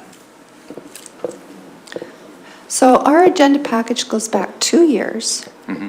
How far back does this extra tax that you were taxed actually go back? I think that's as far back as it goes. Okay. Yeah, I think 2018 was the first year that they did it.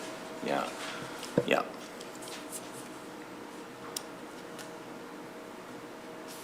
And it's, it's quite significant amount. Like it's noticeable, let's put it that way. Councillor Duncan. This is a different type of request than we usually get for these tax refunds. It's obviously there's some change to the assessment. We do these reassessments of other properties from time to time that probably never even crosses our desks here. But, given the circumstances here, I would be willing to motion that we do this refund as presented to us here for 2018 and 19. Okay, thank you. Councillor Laird. My question is more along, obviously this impacted the 2018 year. We're 2 years later. What changed this year that kind of alerted you that you should get this looked at that didn't happen in 2018? That's just curiosity. I did question it when it first came out. Okay. And I believe you had a different assessor at that time. I don't think it was Rob, was it? Yeah. Anyway, they didn't feel a need to look at it. They said they had aerial photographs, they had this, they had that, but obviously they were not up to date. And so, like I said, I don't often complain a lot about this sort of thing. I wasn't really happy about it, but I paid it. But the amount, it just kind of stuck in my craw a wee bit. It was a significant amount of money that I just thought it was too much for what was going on there, and he agreed with me. So, a subsequent question, supplemental. Just to clarify, nobody until our current assessor this year put boots on ground? No. Even though, and you requested that in 2018? When I first got the first tax notice, I did, yeah. And they didn't feel it was necessary at the time. They had all the information they needed, I guess. Thank you Just for wasn't the right clarifying. information. Okay, so we have a motion. Tracy, can you read that back to us?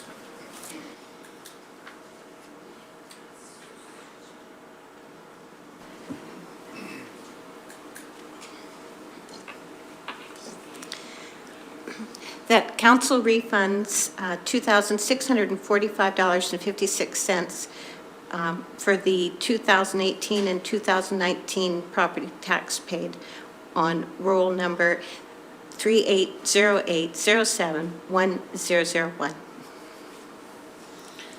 Mr. Hagan, do we have to say where this refund will be coming from? Is it from contingency, or it's just going to come out from those previous tax rolls? No, I would suggest that we adjust it as an offset against tax revenue. Okay. So we can handle that as an accounting entry.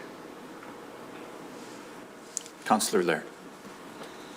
As part of that motion, would we need to clarify that it is the differential with regard to the pit reclamation versus use, just to be clear? Mr. Hagan? I would suggest that the motion is sufficient. Okay. We do have the agenda item that outlines where the number came from as background, so I think it would be over-explanation to amend the motion accordingly. All right, thank you. Okay, any discussion on the motion? I will ask the question. All in favor? Motion carries 7-0. Well, thank you for your time. Thank you. One small point, it just occurred to me, there's a lot of gravel pits in this town on private land.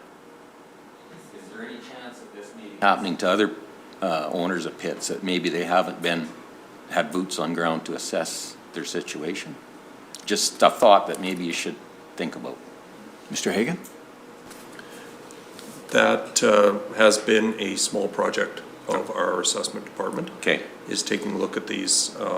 Mr. Cochin has been with us for 2 years now. Yep. And he's identified many areas that he wants to dig into and ensure that there is fair and appropriate Yep. assessment practices being practiced. And this is one of them. So yes, you can rest assured that we are looking at all of the private gravel pits in the county and ensuring that they are also fairly treated. Okay. I thank you for your time. Thank you.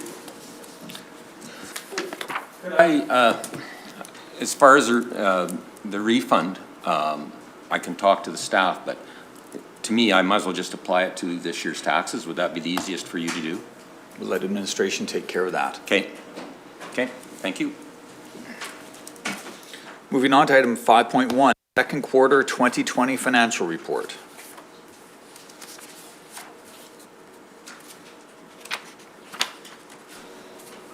Good morning, Council.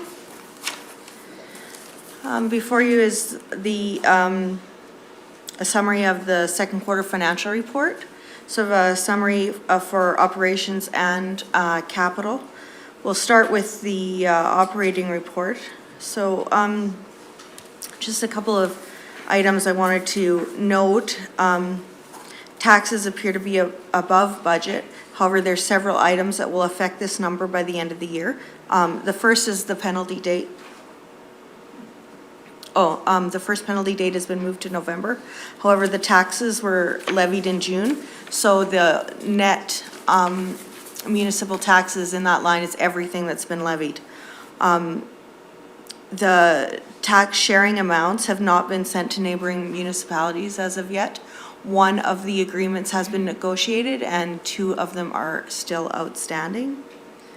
The other thing that will affect the number is the allowance for doubtful accounts for 2020, and we probably won't have a good handle on that until December, till closer to year end. User fees and sales of goods is significantly lower than expected to the end of June, with only the sale of 1 lot being completed by the end of June. And Clearwater County also took back 1 lot in that period, so it nets out that sale revenue. However, this number is going to dramatically change for the third quarter. I think we had sold 9 lots between the end of June and the end of August.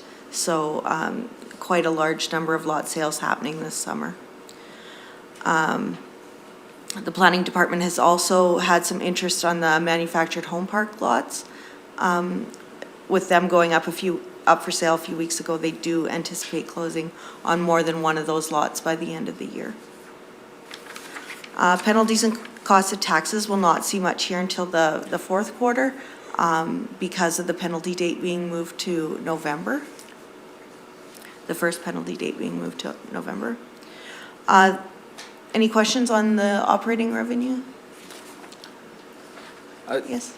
Where would the money from the dust proofing end up in that report? Dust control actually nets out in the operating expenses in that program, so you would just see a net amount of what dust control costs Clearwater County. Okay, yeah. Thank you. Other questions? Okay, moving on to the operating expense report. Balances here are pretty much what we would expect. Again, just some items to note. Ag and Community Services has recreation in it, and being a regionally managed program, Clearwater County would not see an invoice for that until the end of the year when all of the costs for that program have been tallied. Fire Services looks to be a bit below budget. However, they've recognized the entire grant for the WUI program, and we've only seen half the year's expenses for that program. Again, some of the regionally managed programs have not been invoiced yet because some of the agreements are up for negotiation currently. Or they're based on actual expenses and are not typically invoiced until December. So that would include the airport program as well as regional waste.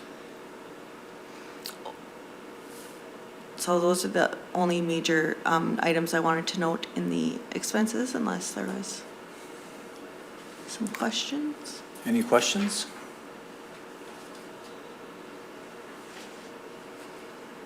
Moving on to the capital expenditures. Again, the second quarter is, a pretty early report for capital expenditures for Clearwater County. They look significantly down from budget. However, there's several reasons for that. Some projects move forward and don't get invoiced until later, like the fire capital equipment. Those projects are moving forward. We just won't see an invoice until that piece of apparatus is completed. Another good example is the bridge rehab projects. They don't get completed until later. They don't get started because of all of the regulations with Alberta Environment. There's just such a small window of when we're able to perform the duties associated with those programs. So they sometimes don't even show up by the end of September to hit the third quarter financial report. So, and the broadband project being a huge project that Clearwater County is undertaking in 2020, didn't really get off the ground until after the second quarter report. So hopefully you see some more activity in those projects for the third quarter report after September 30th. Councillor Laird? Just out of curiosity, the Nordegg raw water hydrant, what is that project? Kurt's gonna come and Thank talk you. about that.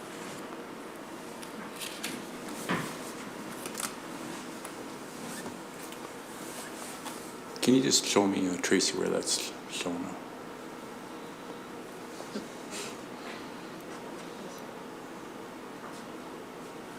I'll find it in my sheets.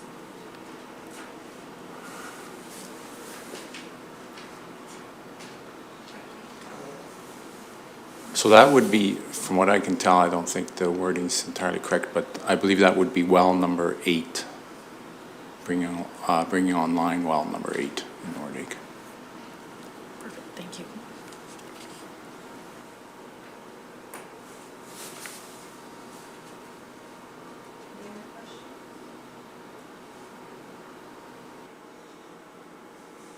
That's all I have for the second quarter financial report. Any questions?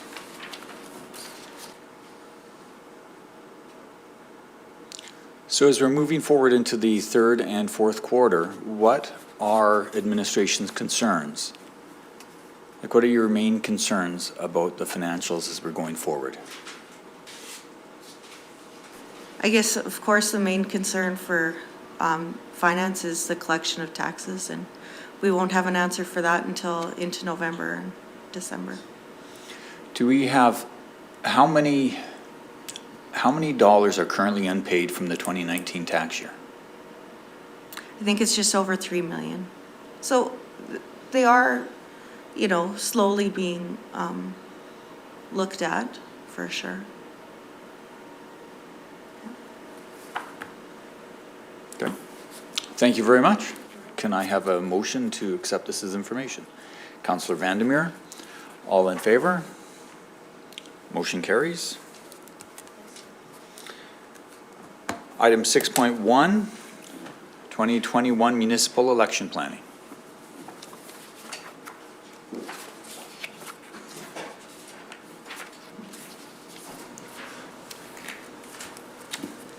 Good morning, members of council. Hard to believe, but 2021 is an election year. So the next municipal election, the date's set by Municipal Affairs, and that is October 18th of 2021. And as council is aware, municipal elections are governed by the Local Authorities Election Act. Each election year, the Municipal Affairs also provides an election procedures manual, guide for returning officers. They also host training, which I anticipate would start towards the end of this year, early next year, for returning officer, polling officer positions. Just a brief history in terms of what Clearwater County has done over the years. We've contracted out election services. In the previous election, we hired an elections coordinator who acts as our primary returning officer. That's approximately an 8 to 12 month term, depending on when we can get that person through the door. There's quite a bit of planning that goes along with an election. And then on top of that one employee that we've had previously, we usually contract between 36 and 40 polling station officers. They're hired and trained internally by our returning officer, and they staff our various polling stations, voting locations throughout the county. And again, in 2017, we had an election in 5 of the 7 divisions, as 2 were elected by acclamation. So what that meant for the county was 17 polling stations. We had 15 polling stations during the regular election day, and then 2 in the advance poll. And in 2017, a total of 2,287 votes were cast. I've also listed within the agenda item for council's information some of the historical voting locations by division. I won't list them all for you here. I'm sure you can read it within the package. Those would be dependent on whether or not there is an acclamation in that voting division, obviously. Some of them aren't used for an election if there's no need to be. So as well within the council agenda package for more of the historical background, we've included the 2004 all the way to 2017 election information based on polling station. And there's a few instances where there's low numbers of historical turnout. So for instance, like the Butte Faraway, Hardendale, James River, and the Advanced in Caroline. And some of those voting stations, they all still come with that same expense cost of having those polling officers there. Sometimes there's a hall rental, cost of fees and materials. We have to have voting boxes for each of the divisions in each of the halls that they are, that sort of thing. And as part of the discussion item for this pre-planning agenda item with council, I just wanted to, as recommendation 1, was just considering whether council was interested in reducing the number of voting stations for future elections. I would say an estimated cost of polling station is about $1,000. That's to staff it, to the cost of the hall and the materials, just as an item for consideration. I don't know if you want me to continue through and then just address each of the recommendations one by one at the end. Let's continue through, okay, and we'll address them all. Sounds great. And as council will recall, in previous elections, the council of the day also had authorized advanced voting in accordance with Section 73 of the Local Authorities Election Act. And historical practice for us has been that that date be set 2 weeks ahead of the regular election date set by Municipal Affairs. Bill 29, which is an amendment to the Local Authorities Election Act, which just came into effect September 1st. It's now requiring that nomination day for the election takes place 4 weeks in advance of the election, which was previously 6. That gave municipalities and staff that are running elections a little bit more time to prepare, and that 2 weeks advance vote was just a standard kind of date. I just wanted to give that as a heads up. So nomination day will be taking place 4 weeks in advance of the election. And because there are advertising requirements for things like advance vote and election day itself, probably not a 2 week advanced vote date. That's going to be seen in the 2021 election. That was just more for council's information so that they understand when they see something different from a previous year. And as per Section 73 of the Local Authorities Election Act, the returning officer, once we have that position staffed, will pick that date and advertise in accordance with the Local Authorities Election Act. So that was just more of an FYI for council. As well, taking a look at some of the historical data as we're going through this file, noted that majority of advance votes take place in within the boundaries of Rocky Mountain House, and we've typically had the polling station at the Loose Soppet. Administration would like to consider whether council would entertain having only one voting location for the advance vote, or whether they'd like to continue to host in both Caroline and Rocky. So that was part of recommendation 2. Moving along, under the Local Authorities Election Act, Section 79, council's also has the ability to authorize 2 deputy returning officers to attend at the residence of an elector requiring assistance from home. Typically that's been during the hours of our advance voting station, and then that's in order to take a vote from someone who, because of a physical disability, is unable to attend a voting station. This isn't something that is a have to do, it's a nice to do, and we have historically had that take place within our municipality. So that is part of recommendation 3, that we would authorize that to take place again on the advance vote date, whatever date that's set for. And finally, the 4th recommendation is to address some interest that was expressed at Council's February 11th, 2020 meeting with regards to possibility of developing a voters list for future elections. So administration have spoken with Elections Alberta regarding the protocol for developing a list of this nature, and that process would include council developing a bylaw to allow the returning officer to prepare that list of electors and to share information with Elections Alberta. So that would be something that would require another time where administration would come to the table with the bylaw if that's an interest of council. And as well, more of an administrative level practice, we'd need an information sharing agreement between Elections Alberta and ourselves to manage that voters list and update it as time goes on. So again, this is one of those things where we need council direction in order to bring back a bylaw if that's what council so chooses. And the Local Authorities Election Act requires any bylaws of election nature have to be 6 months out from the election itself. So that would give us until April of next year to review, revise, and adopt a bylaw if that was council's wishes. And finally, just wanted to touch on, I know from that February 11th meeting, there was discussion around other considerations that come with an election. There are opportunities for council to authorize special ballots, which would be something that could go by mail. We could change requirements for voter eligibility in terms of identification. That goes above and beyond the province's municipal affairs list of what is required to be your identifier when you're coming to vote at an election station.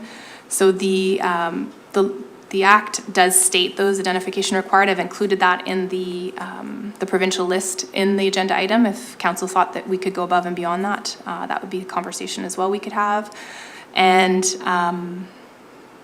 anything that we do to change that voting ID requirement would have to be advertised similarly to the election in accordance with the Act. So that is a very quick run through of the 4 recommendations that staff has before council. And so the first one was to address the number of voting stations per subdivision, division, or ward. Questions for administration? Councillor Duncan. In terms of the advanced polls, is it possible to combine at least sites? I'm thinking of Caroline there. Could we run the same site as Caroline does and even use the same people to cover the advanced poll for Caroline and for Clearwater County, or for Rocky and for Clearwater County if we had the same day? If I recall correctly, we did do that. We had the advanced poll at the hub and shared the hub meeting room. One side was Village of Caroline's election, one side was ours. So that definitely does save in cost. In terms of the dual staffing, that's something we could explore with our partner municipality for sure. The only contributing factor to that is we also do partner with the school divisions as well to run their elections at the same time. So they pay us to take the votes for their trustees as well. So I think that would be something we could certainly consider. Okay. My only other comment is on polling stations. You specifically mentioned Hardendale as a low number, but it's actually, you know, in 2010 it had the most people voting of any of the polling stations there. So I'm generally okay with probably, you know, 2 polling stations per division, and if there's an opportunity for overlap between divisions, like with a Dovercourt or an Everdale, where there's obviously 2 or 3 divisions could vote at Everdale, then I think that's something we should consider.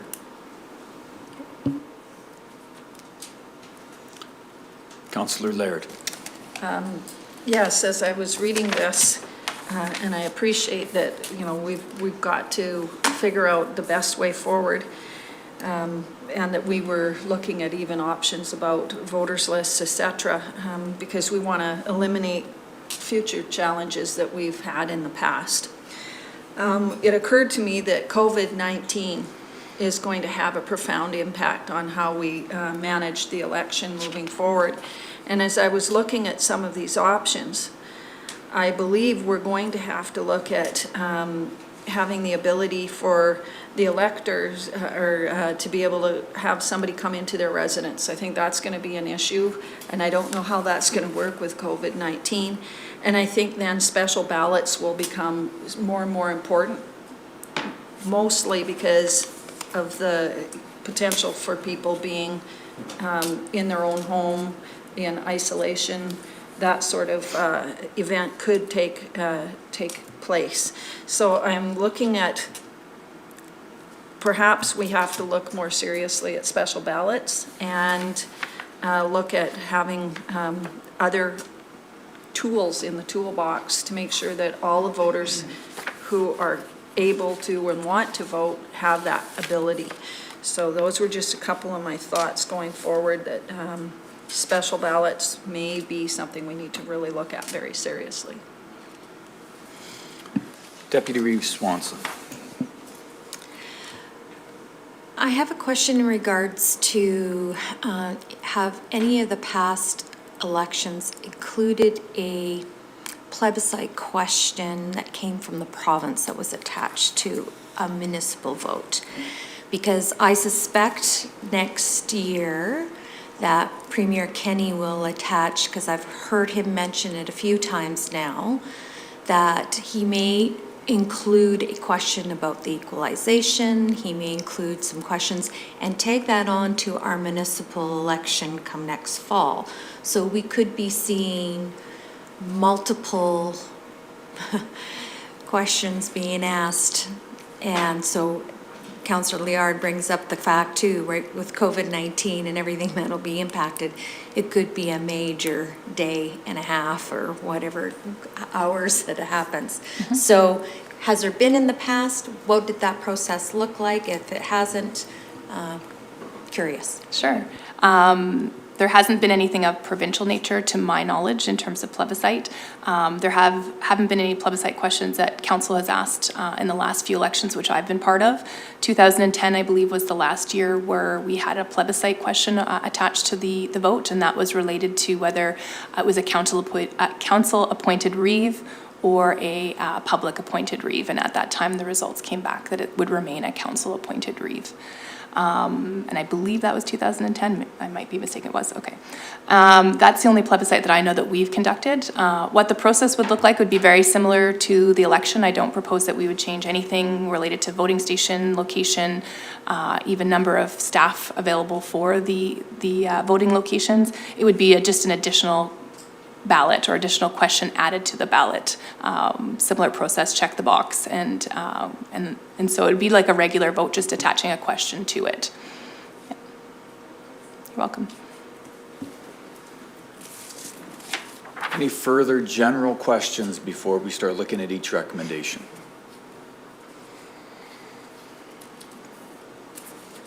So recommendation 1. That council directs administration in terms of numbers of voting stations per voting subdivision.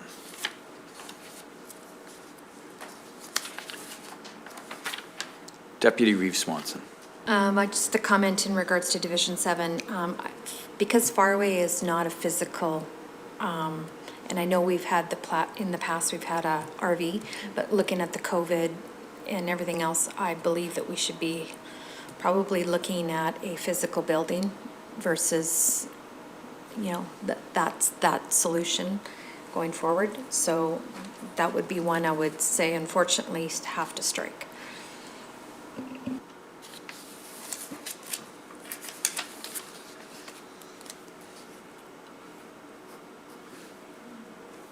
Councillor Lang.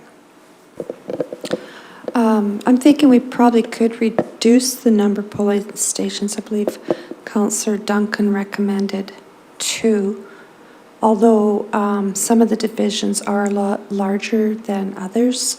And for mine, I believe we need a minimum of 3, just because Nordig is so far off by itself. So that's my thoughts.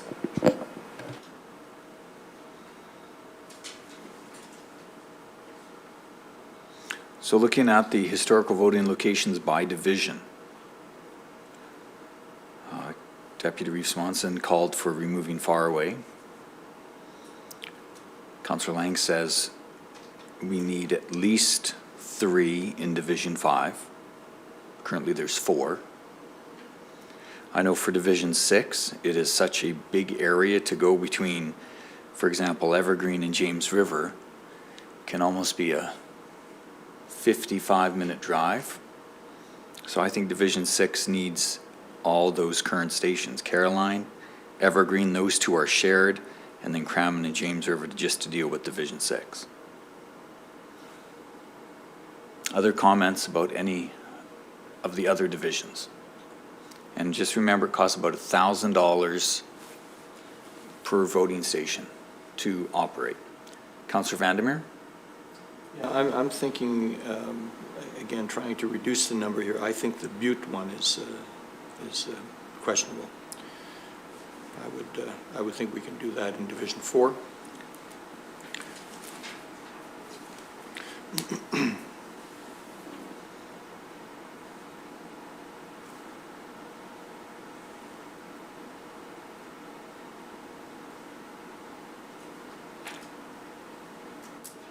Other comments or ideas? Or are we content with that list?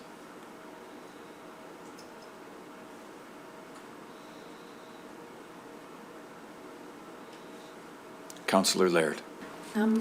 Just to clarify, with regard to trying to either reduce or look at the number of polling stations, there's a number of these that I look at, and I'll speak to my division, Division 2, that are shared. So, you know, I look at Bingley, it has more than one area that it's responsible for. Same with Condor, Lysaville, Rocky Mountain House. So is the intent then to still leave them where there's those joint? Because you're certainly not going to reduce the costs. You're just adding a box for people to put their vote in. Absolutely, there would be no intent to remove the ones that are jointly shared. It was more to get a sense of whether we wanted to keep the bulk of them, which sounds like what I've heard at the council table, minus the Faraway and the Butte, which are the ones that I actually had flagged as potentials. So that's probably consistent with what administration would have recommended, but again, it's hard to change historical practice as well. So certainly the number of voting stations isn't a concern administratively. The cost is relatively low per voting station. As Councillor Duncan identified, it depends on the year, depends on where people are traveling from, depends on where the election is being held. So the returning officer would have some flexibility in terms of which polling stations are open based on whether there's an election in that division or not. So previous years, we haven't had any in Hardendale, for instance, because there was acclamation in that area, only one division served by that voting station. So I guess it will depend following nomination day what the end result will be, but certainly it wasn't, we weren't looking to wholesale reduce the number of voting stations, if that makes sense. Yes, thank you for the clarification. No problem. Councillor Duncan. We also, though, get caught, don't we? I'm trying to think if Hardendale was actually open because of the school division stuff too, right? That's the other catch on this, is that even if there's acclamation, you can still get caught with a school division vote. And, you know, do you force people to go into the Lusopet instead of Hardendale or over to Everdale there? We'd have to look at that question, I guess, when the time comes, if there's acclamation or not. You know, I'm okay with Butte and Bingley, I guess, Butte and Faraway being dropped. I would hesitate to drop too many at this time, especially.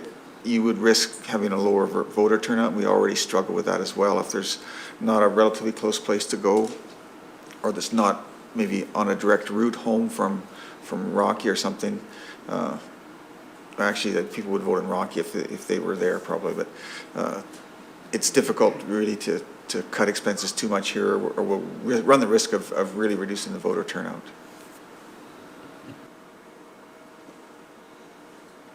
The other option, like Councillor Laird brought up, was to look at some kind of special ballot.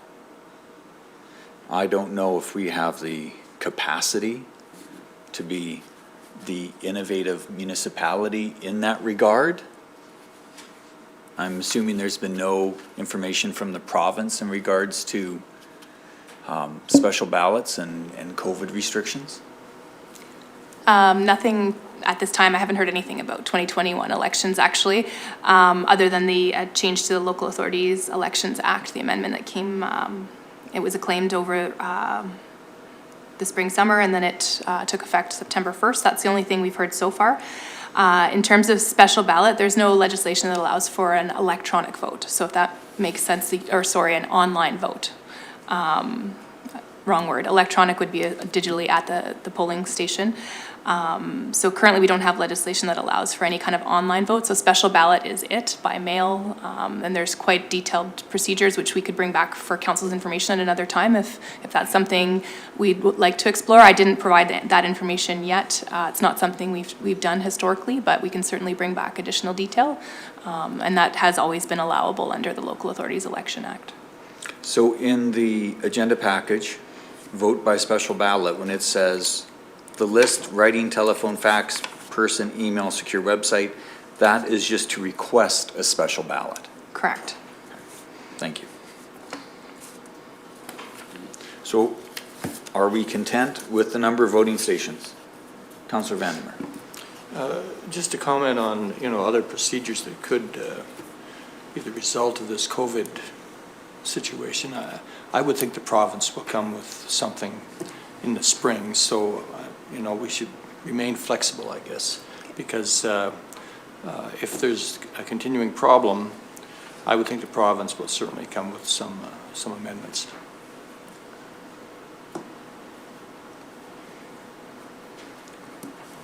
Do you need a motion for the stations, or is this direction good enough? Motion couldn't hurt, just to say to remove Faraway and Butte Halls as voting stations in the 2021 election. Is there a councillor who would care to make that motion? Councillor Duncan moves. Further discussion on the motion? All in favor? Motion carries 7-0. Recommendation number 2, that council authorizes an advance vote in accordance with section 73, 2, and 3 of the Local Authorities Election Act for the 2021 municipal election.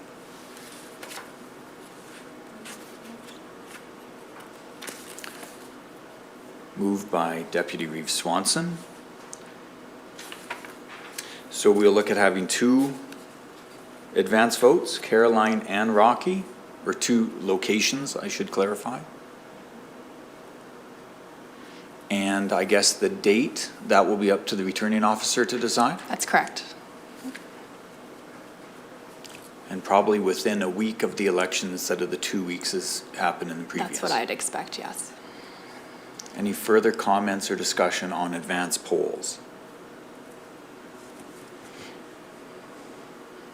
Seeing none, I will ask the question. All in favor? Motion carries.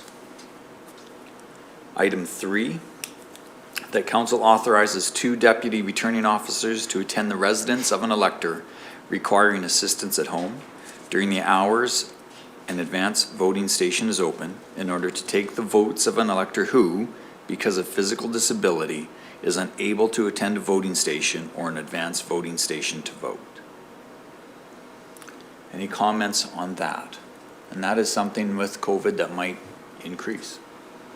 Councillor Duncan. I was just wondering, curious as to how much or often that is used by residents out there. Do you have any idea on that? If I recall correctly, back in the 2013 election and the 2017, I want to say less than a handful combined between the 2, so a couple of houses per election. But again, depending on circumstance and willingness to travel to a voting location, that could be changed for sure. So does it require any significant extra training or anything to have people set up to do this? No, training would be the same as the returning officer, polling officer training. The only thing it requires is a vehicle to attend to the houses and a separate ballot box per voting division so if it was incapacitated voting box, we could take that box, seal it, take the vote. It has to be 2 people, so we have to hire 2 additional folks for that day to attend to the house. And then we would seal the box each time we attend, so they could use the same box over and over per division. So we'd have 7 extra boxes if there was a bunch of incapacitated voter requirements, and then we just continue to seal them. They'd stay in a secure, locked location until election day and be counted with the regular ballots on election night. Okay, thank you. You're welcome. Councillor Lougheed.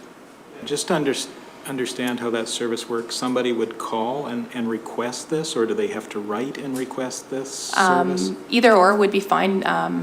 As Reeve Hoven mentioned, the Act allows for them to do it in many different ways, writing, telephone, in person, by email, or secure website, so they can ask for that. We would advertise how that works as part of our elections advertising.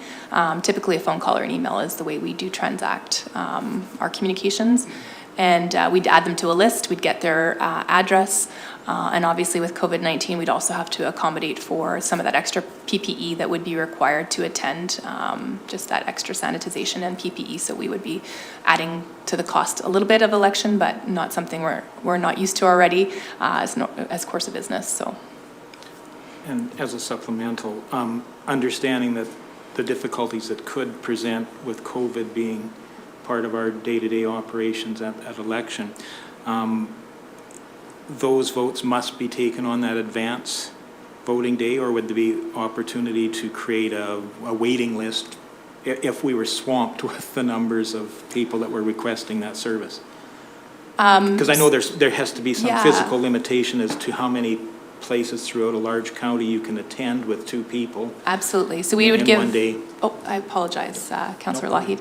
I was going to say that administratively, we'd have a timeframe set in advance that we'd be asking for those. So it's not up until the day of. You usually give yourself a week or 2 leeway for them to request it, and we would just staff up accordingly. We wouldn't recommend an additional day, just for consistency to have the returning officer and their polling officers all working and doing on the advanced vote day has been our practice. It doesn't have to be on the advanced vote day. It could be a separate day, but we've just chosen to do both. But certainly if we had volumes of people asking for that, we would certainly just hire appropriately. Thank you. Councillor Lang. I just want to add that there maybe needs to be more advertising regarding this in-home collection of votes.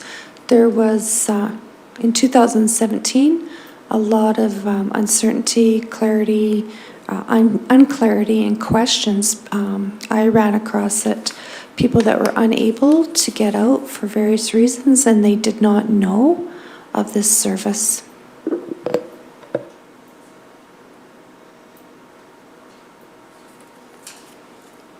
And just to speak to that, we can certainly ask our communications folks to beef up the advertising. We've just always tagged it along to the regular elections ad for cost savings, but we could certainly highlight that function if that's council's wishes.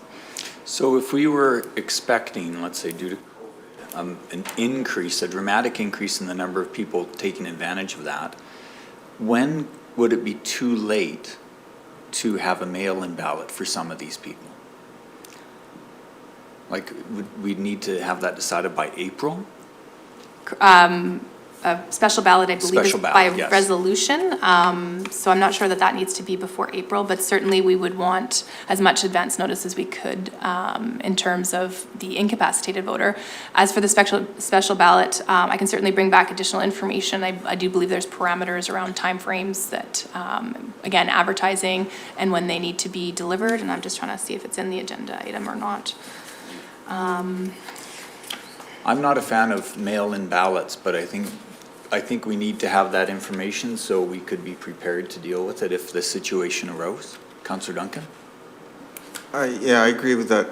You know, we need to look at that as the situation arose, but we have to remember too that people can't take advantage of this or use the incapacitated service if they're not incapacitated right there. If we are providing a safe place to vote with, following protocols, then we need to expect people to travel to those if they can. It's only for those that can't travel. So. Yeah. Is there,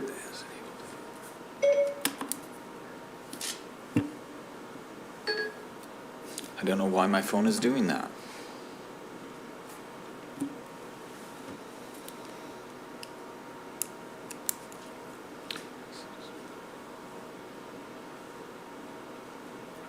So with the special ballot, it's only if you have a physical disability, you're absent on election day, you're working in the election, or if there's a resolution passed allowing for special ballots. So if you did have a resolution, people could choose to, and you decided to do a mail-in ballot, anyone could do it. You don't need to be incapacitated. Anyone that is eligible to vote in Clearwater County's Yes. election, correct? So for instance, you're working away for work for a few weeks and you miss the advanced and regular election. I know that's one we've heard over the years is I physically can't be there. So a special ballot would address some of those concerns as well. Okay. Councillor Laird.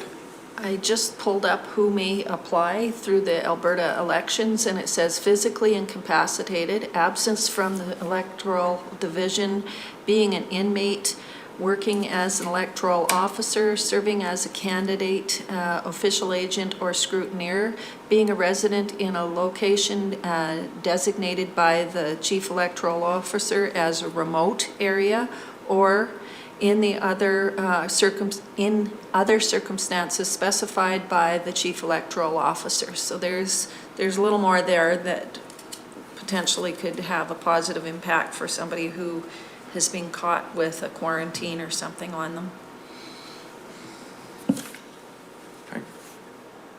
So back to the 2 deputy returning officers to attend the residence of an elector. We had no one make a motion for that. Councillor Laird makes that motion. Further discussion on the motion? All in favor? Motion carries 7-0. Recommendation number 4, that council direct administration in terms of developing a bylaw to allow for the creation of a list of electors and any other procedures and forms governing the enumeration of electors. Comments or questions? My first question is the cost. And how out of date would that list be by the time the next election came around? Because I'm assuming, you know, as people move in and out, would there see a 10% rollover every 4 years? In terms of cost, the cost to get the list from Elections Alberta is nothing. There would be cost to maintain that list, as Refund mentioned. That would be administrative time cost. So we would work with them. We wouldn't ask for or get the list until closer to election day, so it could be as clean and as up to date as possible. And then once that list is there, we would be working with Elections Alberta to continually update that. That's a process administration already does within our various departments. As we get land title changes, we update all of our different systems. Unfortunately, there is a redundant updating. There's a few different areas that have to be updated, but certainly this would just be one more that we would add to that list. So there would be a time cost administratively, but there's no physical cost.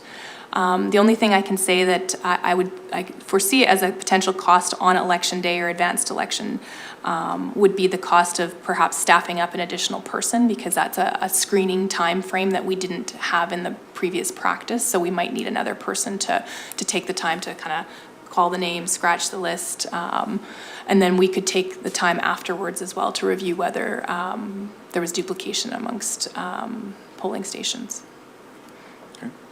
Councillor Lahid.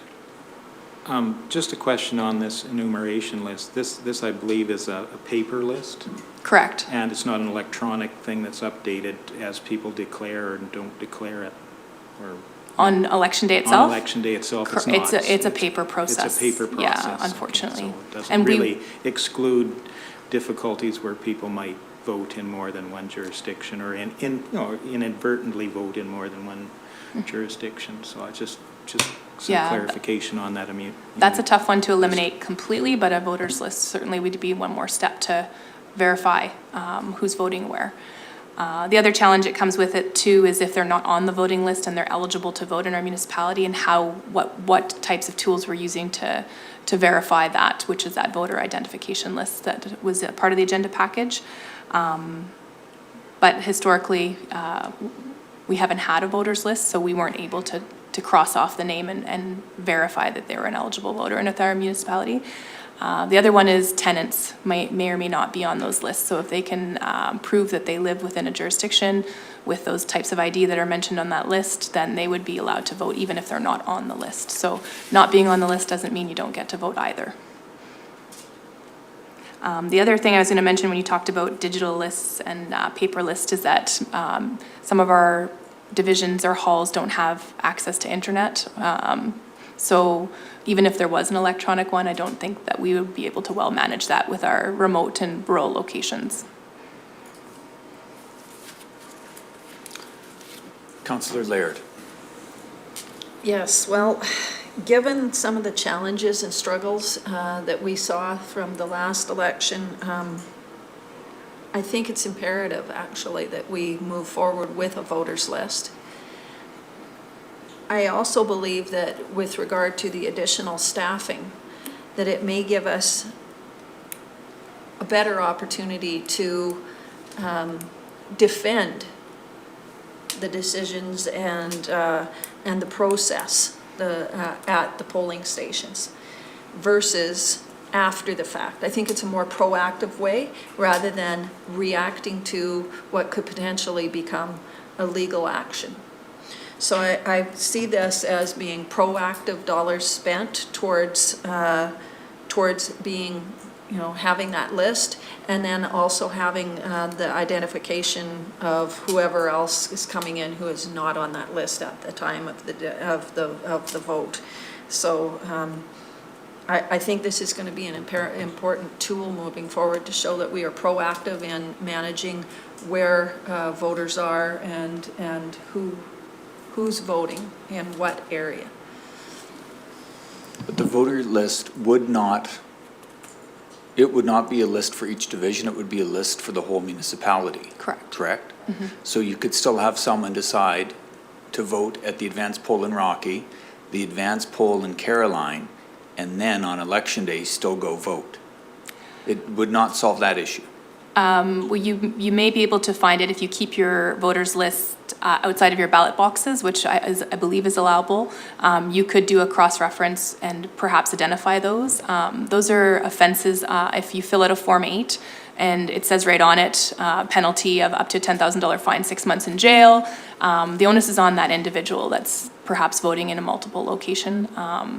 I'm not aware of that occurring, but certainly has been identified as a concern.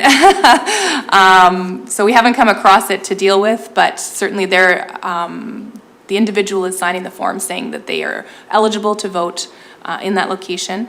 The other thing administration was kind of toying with the idea is if we do have a voters list and council does authorize a bylaw to allow us to develop that for 2021, was sending out, along with the advertising, kind of like what the province or the federal government would do is you are in Division 1. Here are your 3-4 voting locations. So that might help because we do get quite a bit of questions to our returning officer saying, I'm right on the line, am I on this side of the map or am I on that side of the map? That might clean it up. I mean, that is a process that adds cost for a mail out and that sort of thing. But I do think, again, more money well spent in terms of identifying who's voting where, making it simple, cleaner process when they come through the door, they could bring the card. We can't make it a requirement, but we can certainly take it as they come through to help them search the voters list and go through it that way. So that was another practice we were changing, thinking of changing for 2021 election. Councillor Vandermeer. Yeah, certainly I agree with the suggestion of a voters list. I think it would be a good thing to do. But the other thing that can be done just as a management practice, and I know it's being done, but my sense is it could be done better than it has in the past, and that is ensuring that people identify where they live and that's checked, that you have that map. When as you say, when people are uncertain which side of the boundary they might live on, I think it's really important to have the voter identify where they live. Pin that down. I think that's very important. Legally, we can't require that from a voter, though. Well, the requirement or the identification, but sometimes there's still question of division. And so what we moved to in the 2017 election, I'm not really familiar what they did in previous elections in terms of maps, but we've had a laminated full-size county map and we've kind of highlighted, the boundaries, and then they just point to it, and it's part of the process. It definitely isn't something we would deem required.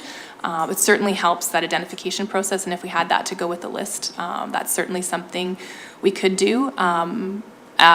My challenge will be to make sure we're staffed appropriately so that it doesn't end up with a huge long line out the door, because I know if I recall, I popped into Frisco and they were lined up in and around the corner. The staff just didn't have time to do it, so maybe that would be something, if we're adding a third person or a fourth person to a voting location, that would be something that would help with that time crunch where we get a bunch of voters lined up. And again, we're going to have to deal with social distancing, I would imagine, still in a year's time, so we'll have to have those challenges to surmount as well. Councillor Lang.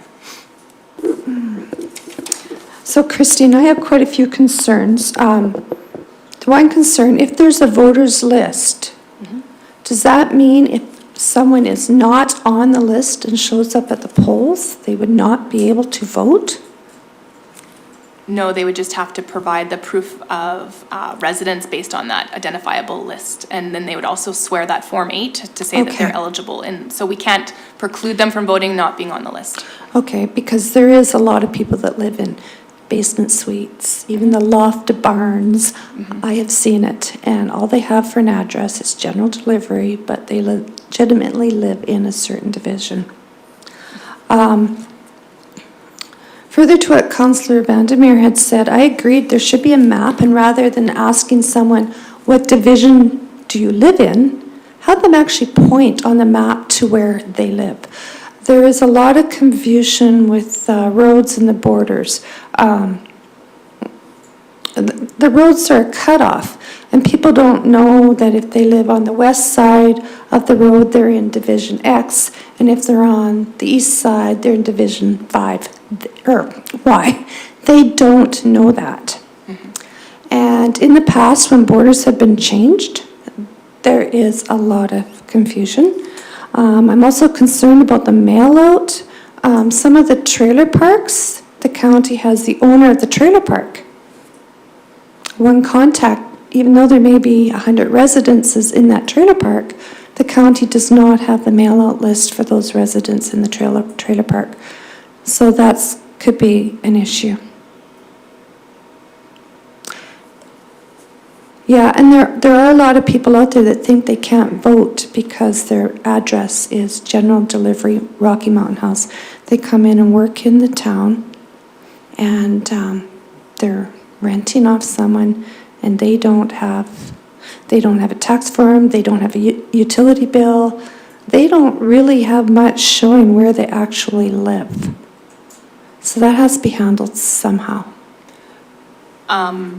A point well taken in terms of the pointing to the map. I think that coupled with the potential of that voter card would help that process through, again, with a few, one or additional 2 staff, depending on which voting location it is.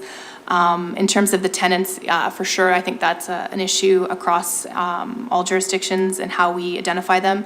I believe a lease with their landowner is sufficient to identify them as being a resident. So they would have to bring something with them that meets that criteria that's on the provincial list.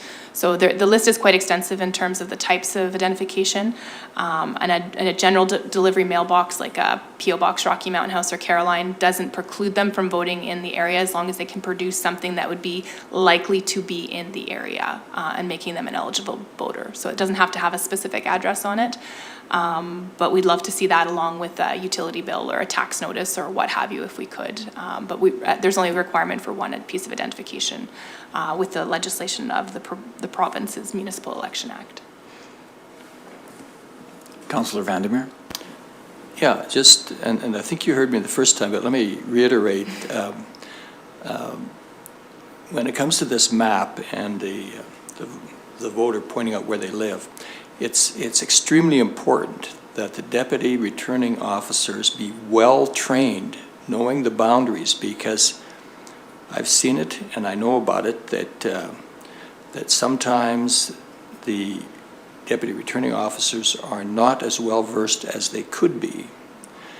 And in that case, you get confusion and you get delays in the voting process. Whereas if the returning people are well-trained and knowing exactly where the boundaries are, how to identify, how to explain it to a prospective voter, you can really speed the process and make sure it's done correctly.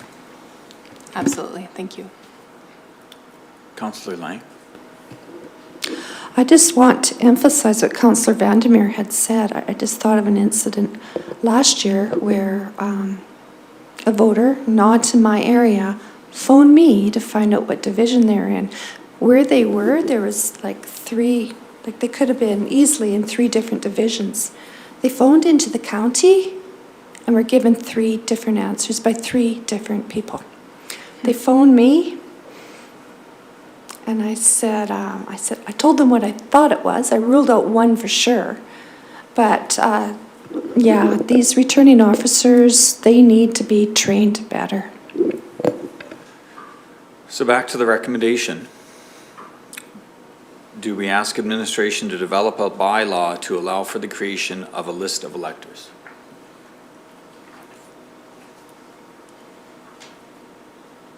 Councillor Laird. Further discussion on that motion to create a list of electors. Councillor Duncan. I think I just need a little bit more clarification on what you would actually have to do. You said it doesn't cost anything. The province just gives us their list of voters from the Correct. provincial election? And they can only do that if our council by bylaw authorizes it. They gave me a sample, I can't remember if it was Cardston or Camrose, but it's a very simple bylaw that just says we allow the returning officer to develop a voters list. From there, they can take that, make an agreement to have information sharing with Clearwater County, and there's no cost from the province other than the maintenance of the time for administrative staff to keep them posted on changes. I believe they draw that from their income tax lists. That's how they develop their list of electors at the federal provincial level. So again, lists are one of those things where they're outdated the minute you print them, but certainly they are better than not having a list at all. Okay. Is there a specific benefit we get from having this list?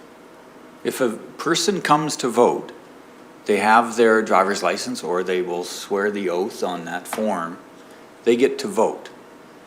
So what extra benefit do we get from having this list?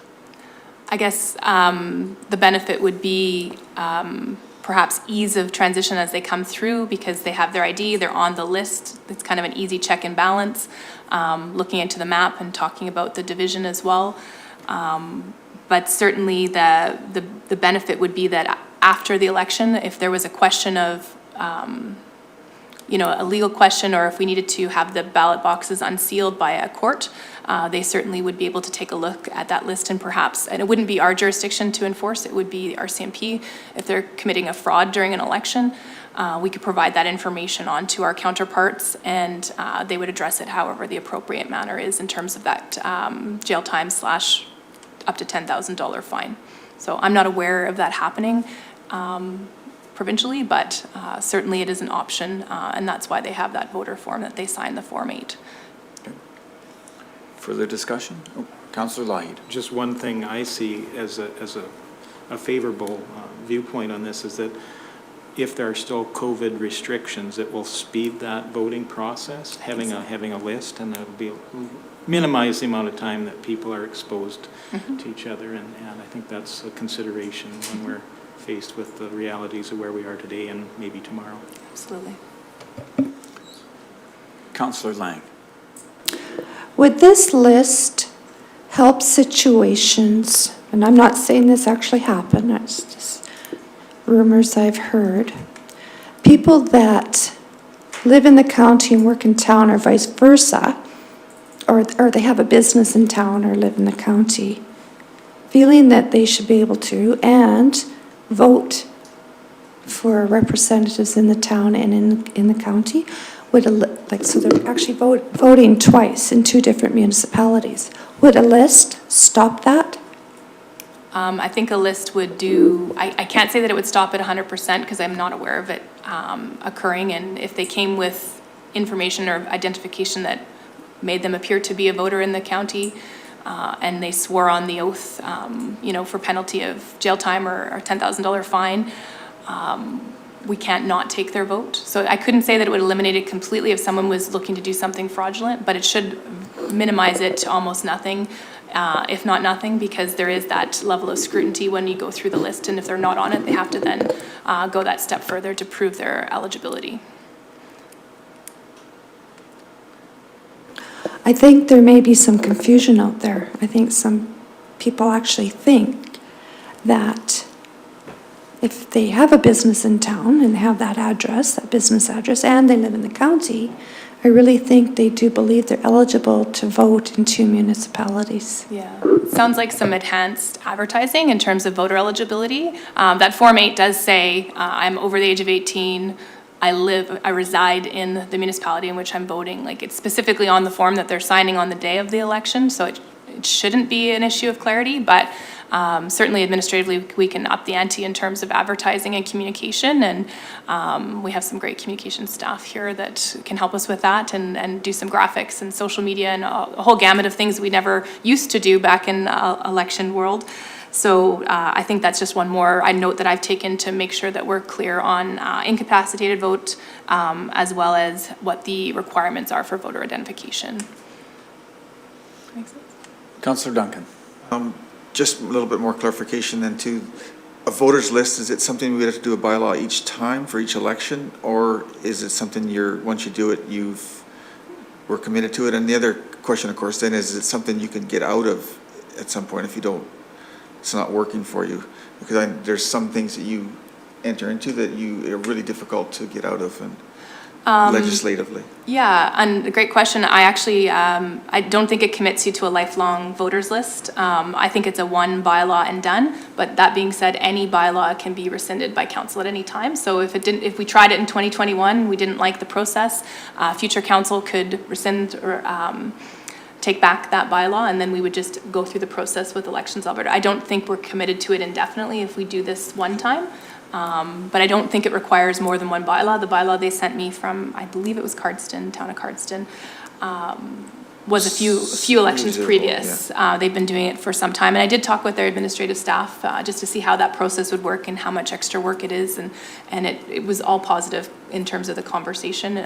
Didn't seem to be too precarious of a process. And it was fairly simple, and it changed the landscape, they thought, in terms of their elections. Again, one voting location, different dynamics than we have, but certainly it didn't hurt in terms of their election management practices. So, thank you. Yeah, you're welcome. Councillor Lang. This is a little bit off topic, but are there certain rules for the scrutineers that they have to sit a distance towards the back of the room? I have no scrutineers that have heard of people coming in saying they're in a certain division. The scrutineers actually know that person and know they're not in the person actually makes an innocent mistake, but scrutineers can be very useful. But if they're forced to sit so far back in the room that they can't hear the person coming in, what good are they? And I've heard that they were being forced to sit at quite a distance where they were not able to do their job and be helpful. Absolutely. Scrutineers are important as part of the election and allowable under the Act. In terms of practice for the halls, I'm going to have to do some more research on the legislation and provide that information back to council if so wish.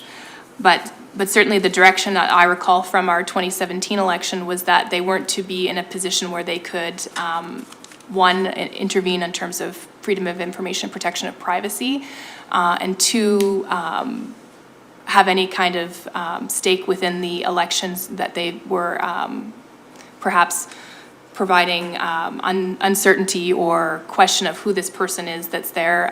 They have to be identified, but they certainly can't be arm in arm beside the person who's going to the counter and providing their personal information like their address and location of residence. So it is a balance, and I do think I can go back and take a peek through the, because I don't have the Act with me today, to find out more detail, and I can bring that back to council's information when we bring, if council authorizes a bylaw, when I bring that bylaw back. I agree, it is a balance, but they have a job to do, and if they're put so far back they can't do their job, that's not right either. Okay, we have a motion. Oh, Councillor Laird. And I guess just following through, I had it as a note to chat about after this, after we voted on the motion. But I was looking for, I guess, towards staff, if we couldn't perhaps provide some training, even if it's a video that the scrutineers could look at online or something, then allowing them to understand their role and the expectations and the limitations. Because there's some of both. And I think that, as Councillor Lang indicated, there's certainly some balance here. And we want to make that scrutineer's job as easy and forthright as possible, which will also help in the election process for the folks working at those polling stations as well. I think that there's opportunity for some training, perhaps. I've actually added that to my notes for amp up the training from the polling officer, returning officer, as well as there's a candidate information package that goes out to any prospective elected officials, and I know scrutineer is covered in that, but if what we can do to add to that, we'll certainly amp that up as well. There's a motion for administration to develop a bylaw to allow for the creation of a list of electors. Any further comments on that motion? I will ask the question. All in favor of the motion? Motion carries 7-0.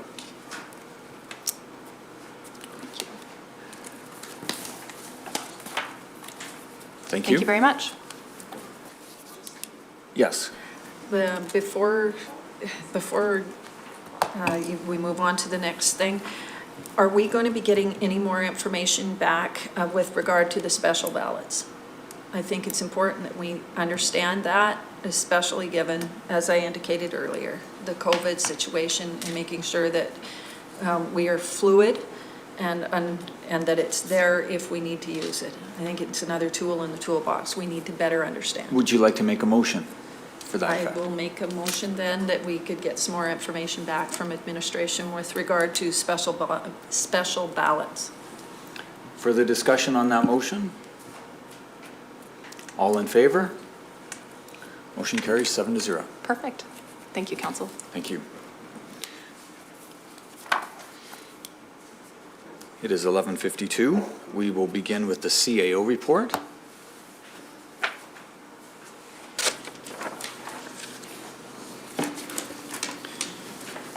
Good morning, Council. CAO report for September 8th. First item, Clearwater Regional Family and Community Support Services, FCSS, invites councillors, board members, and staff to attend one of 2 online Zoom 101 orientation sessions hosted by the Ministry of Community and Social Services. Attendees will learn about the provincial agency's history, mandate, services, and programs offered. Sessions are scheduled for September 29th from 9 a.m. to 10:30 a.m. and October 1st, 11:30 to 1. Advance registration is required. As per policy, council attendance requires council authorizations for those who are interested. Would someone care to make a motion about councillor attendance? Deputy Reeve Swanson. Make a motion to authorize, notify Tracy for councillor attendance to the Zoom FCSS 101 session.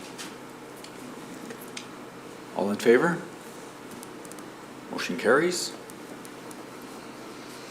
Second item, as partners in recreation, Florida County Reeve and councillors are invited to join the town of Rocky Mountain House in celebrating the reopening of the Credit Union Co-op Aquatic Center and its energy efficient improvements next Thursday, September 10th at 10:30. As per policy, council attendance requires council authorization. I will plan to attend that day. I'm on the rec board. I would like to attend. Anyone else care to attend? Councillor Lang, could I have a motion for councillor attendance? Or councillor authorization? Councillor Laird. All in favor? Motion carries. Third item, as per council's direction at the July 28th regular meeting, Clearwater County Agriculture and Community Services staff recently met with representatives of Rocky Senior Housing Council and Clearwater Regional Family Community Support Services to collect information regarding the current situation of seniors' housing and related services within our region. Upon compiling additional information, administration will make a presentation to council to seek further direction on the request to fund a senior housing's needs assessment for the Caroline area. Mr. Emmons, any idea when that will be brought back to us? A timeline? We're truly hoping for this coming council meeting, Reeve Hoven, but it does depend when we get information back. Okay, thank you. You're welcome. I do realize there is a funding request based on this information, so we're trying to expedite it. Thank you. You're welcome. The new Minister of Municipal Affairs, the Honourable Tracy Allard, is meeting with rural municipalities and the RMA representatives to gain an understanding of the impact of the Government of Alberta's recommended changes from the proposed assessment model review. So far, meetings have been productive with the minister, keen to hear solution discussions from municipalities. Challenges faced with the impacts of COVID, global issues with the oil and gas industry, and the provincial government's $24 billion deficit are acknowledged.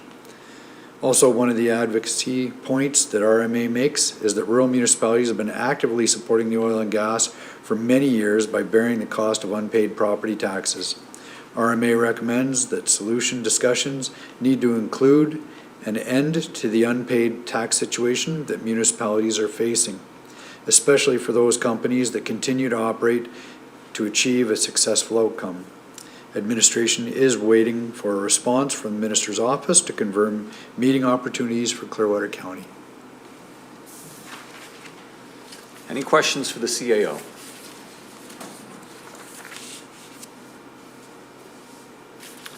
We'll move on to the Public Works report. Any questions for Public Works?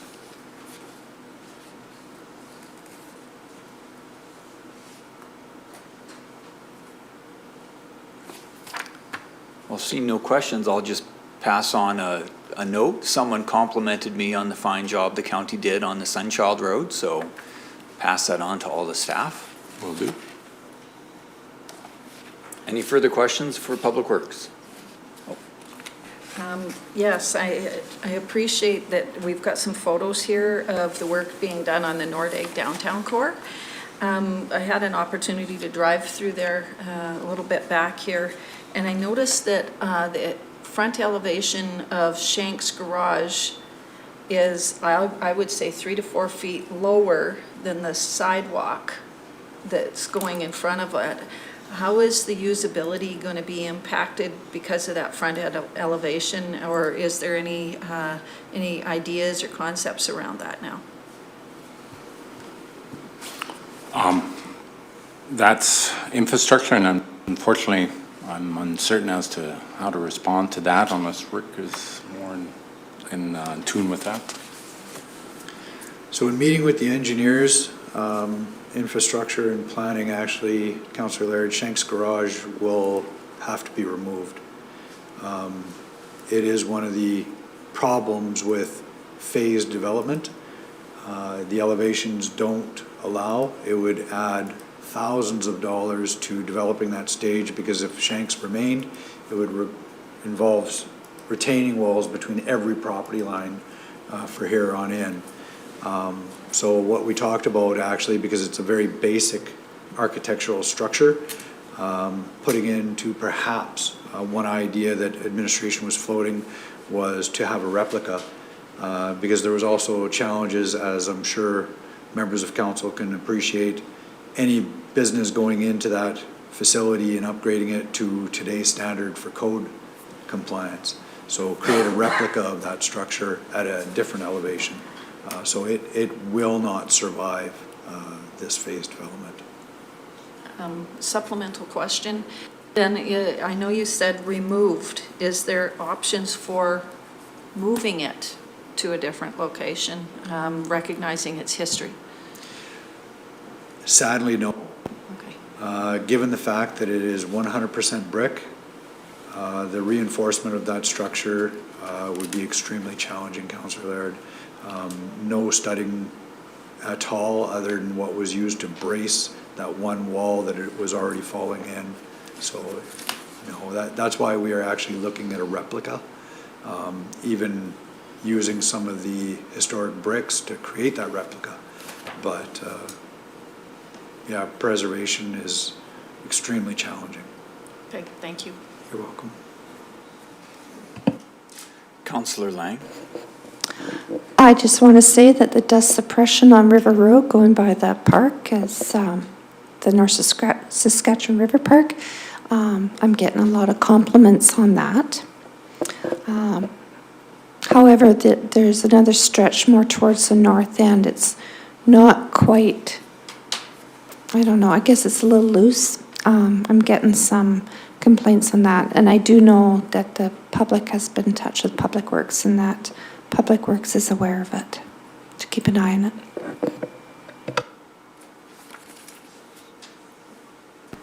I I apologize, there is one more question I have. With regard to the bridge on Range Road 53 north of 598, I was wondering if we could get an update on that.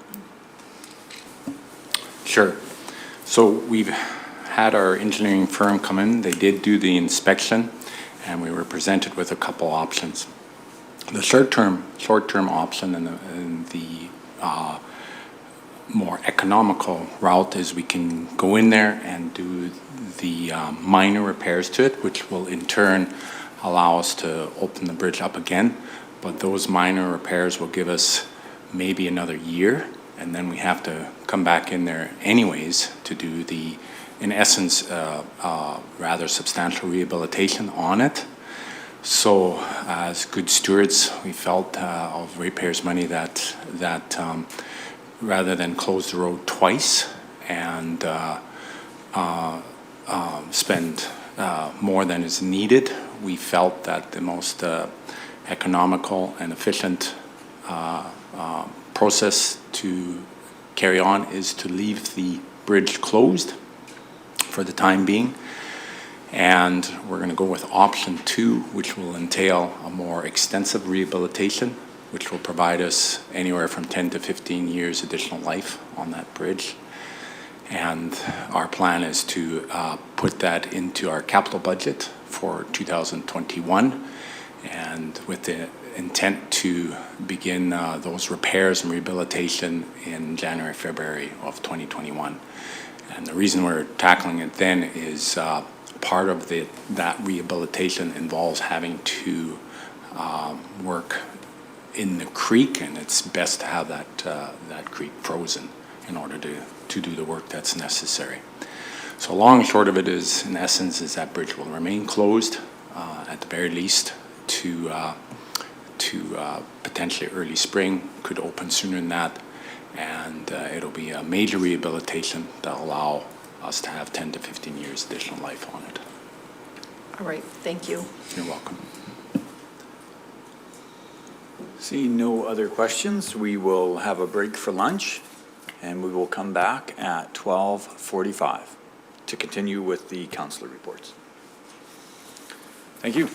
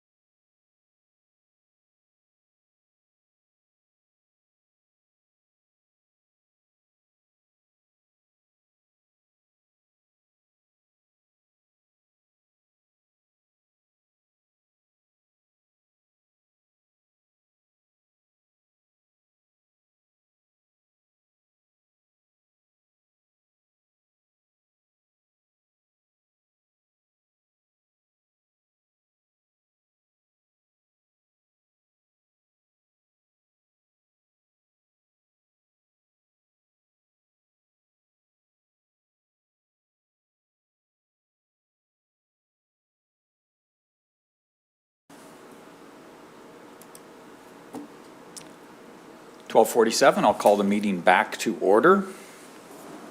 Time for Councillor Reports. Jim, anything? No, this time.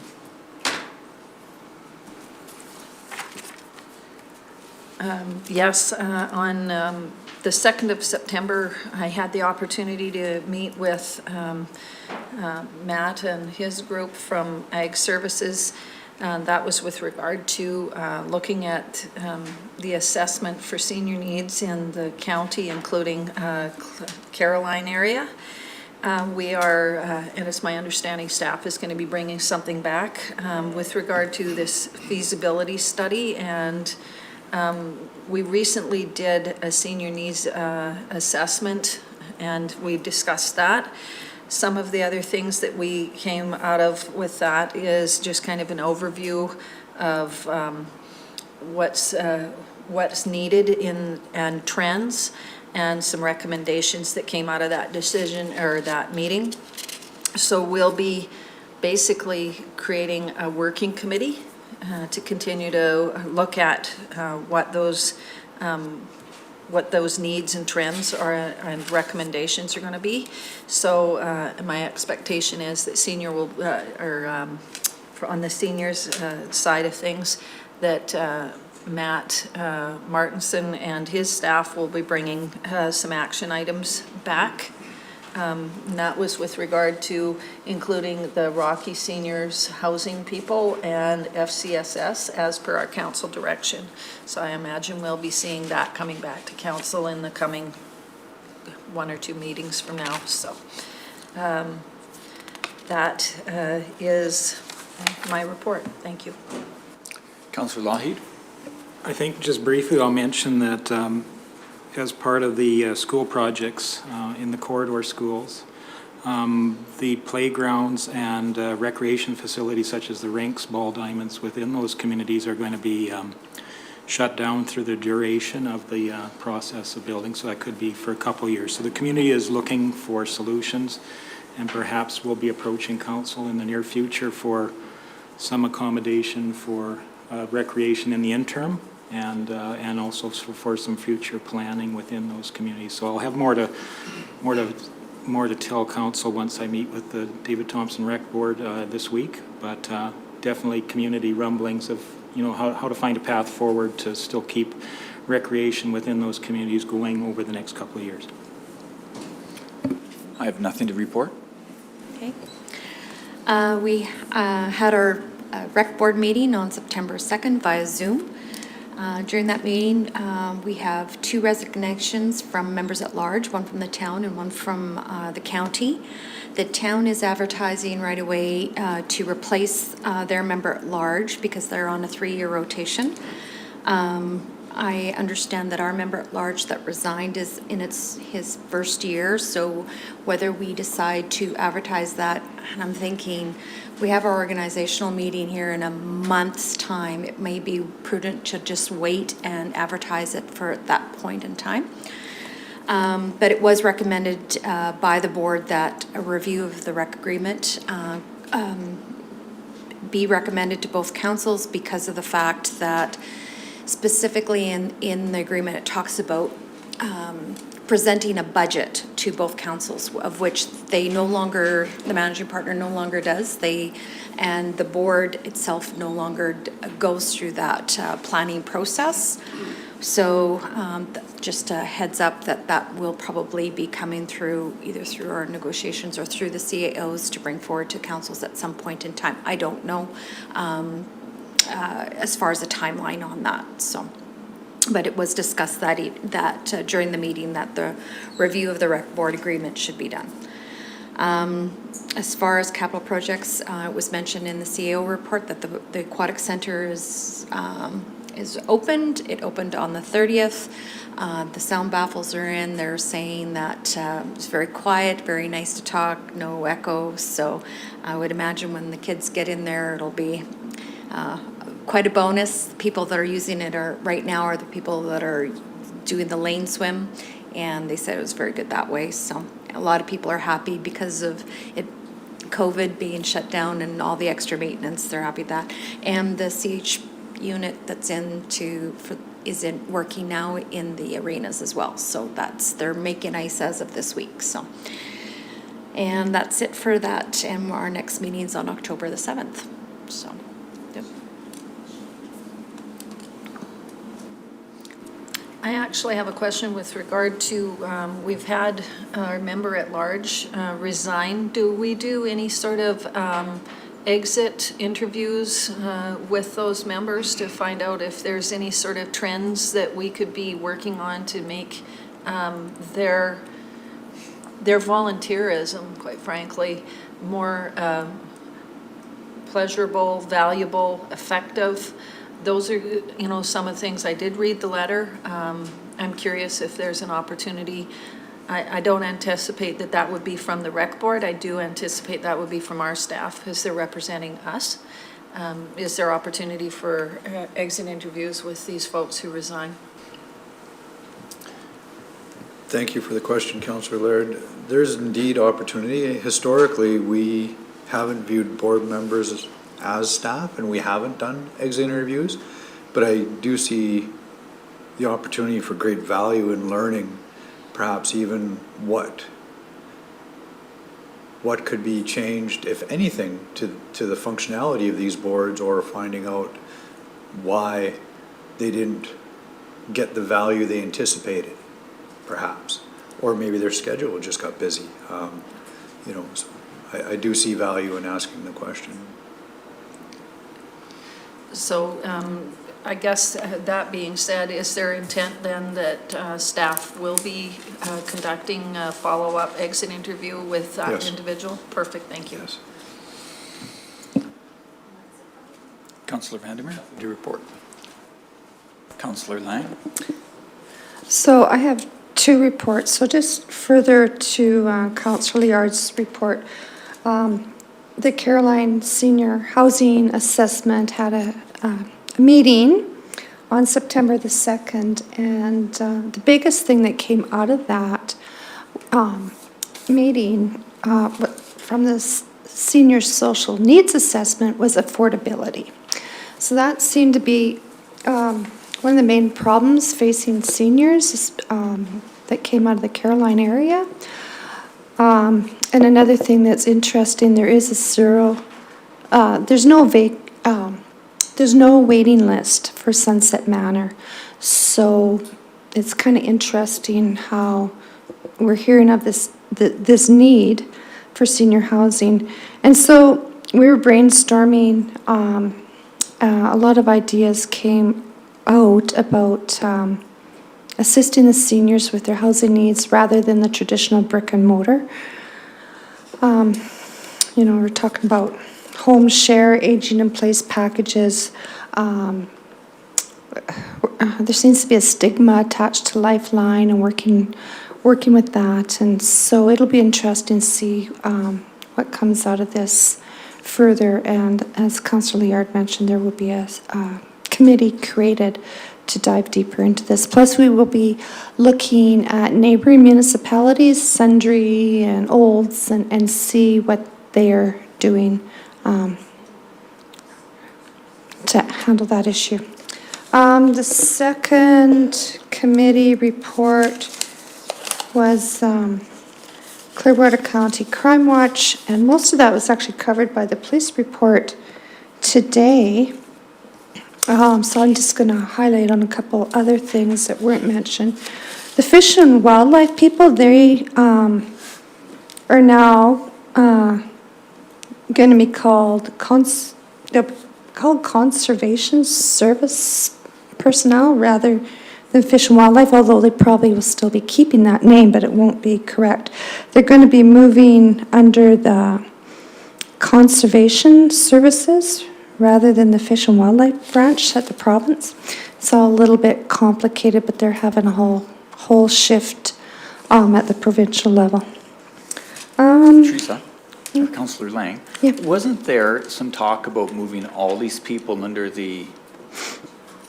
that new SHARP, the new province designation, where all these people are going to be put into the rapid response? There was talk a while back, but at this last meeting, I'll try to remember to ask that at the next meeting. Thank you. Yeah, it was interesting. It came up about how some of the criminals are hooking onto the green TELUS posts with the bumper of their truck and driving away, trying to get the little bit of copper wire that they can from those lines. Light catch that the staff sergeant talked about is the app that most people are using. I intended to connect with that app on the weekend. I haven't done it. My understanding, it's quite good. It is real time, but it only has a radius of about 20 kilometers. Red Deer uses it a lot, and so does Rimbey, so hopefully it's something we could start using more here.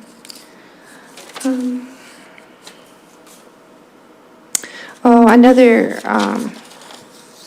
thing that's quite interesting. Vehicles that are getting stolen, they're getting repainted, and the VIN number is being changed. And what I found was interesting, some of these vehicles, they could still pass registration unless the personnel at the registry's office actually goes out and checks it. Like they have to physically check it, otherwise they could still get registered somehow. They're having problems with that. So if you buy a vehicle, be careful. They said buyer beware. Yeah, that's about it. Thank you. A motion to accept all the reports for information. Deputy Reeve Swanson, all in favor? Motion carries. Mr. Emmons? Thank you, Reeve Hoven. In regard to Councillor Laird's suggestion, if I could have a motion by council, please. And if that is a practice, then we'll bring back that policy to reflect that so that it can be just part of what we do. Councillor Laird, would you care to make that motion? For exit interviews? For exit interviews? Yes. For board members, board and committee members. During, for resignations? Yes. That's my understanding. Not for end of term, just for resignations? Yeah. Okay. Any further discussion on that motion from Councillor Laird? All in favor? Motion carries 7-0. We will be moving on to item, I have my sheet here. 8.1 in a closed session. Could I have a motion for us to enter closed session? Councillor Vandermeer. All in favor? Motion carries.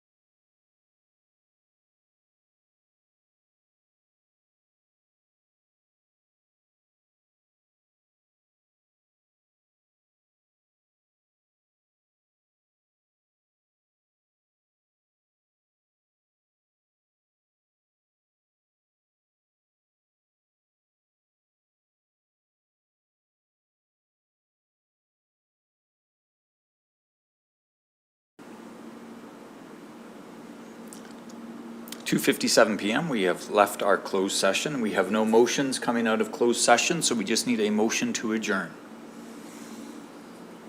Councillor Duncan, all in favor? Meeting adjourned.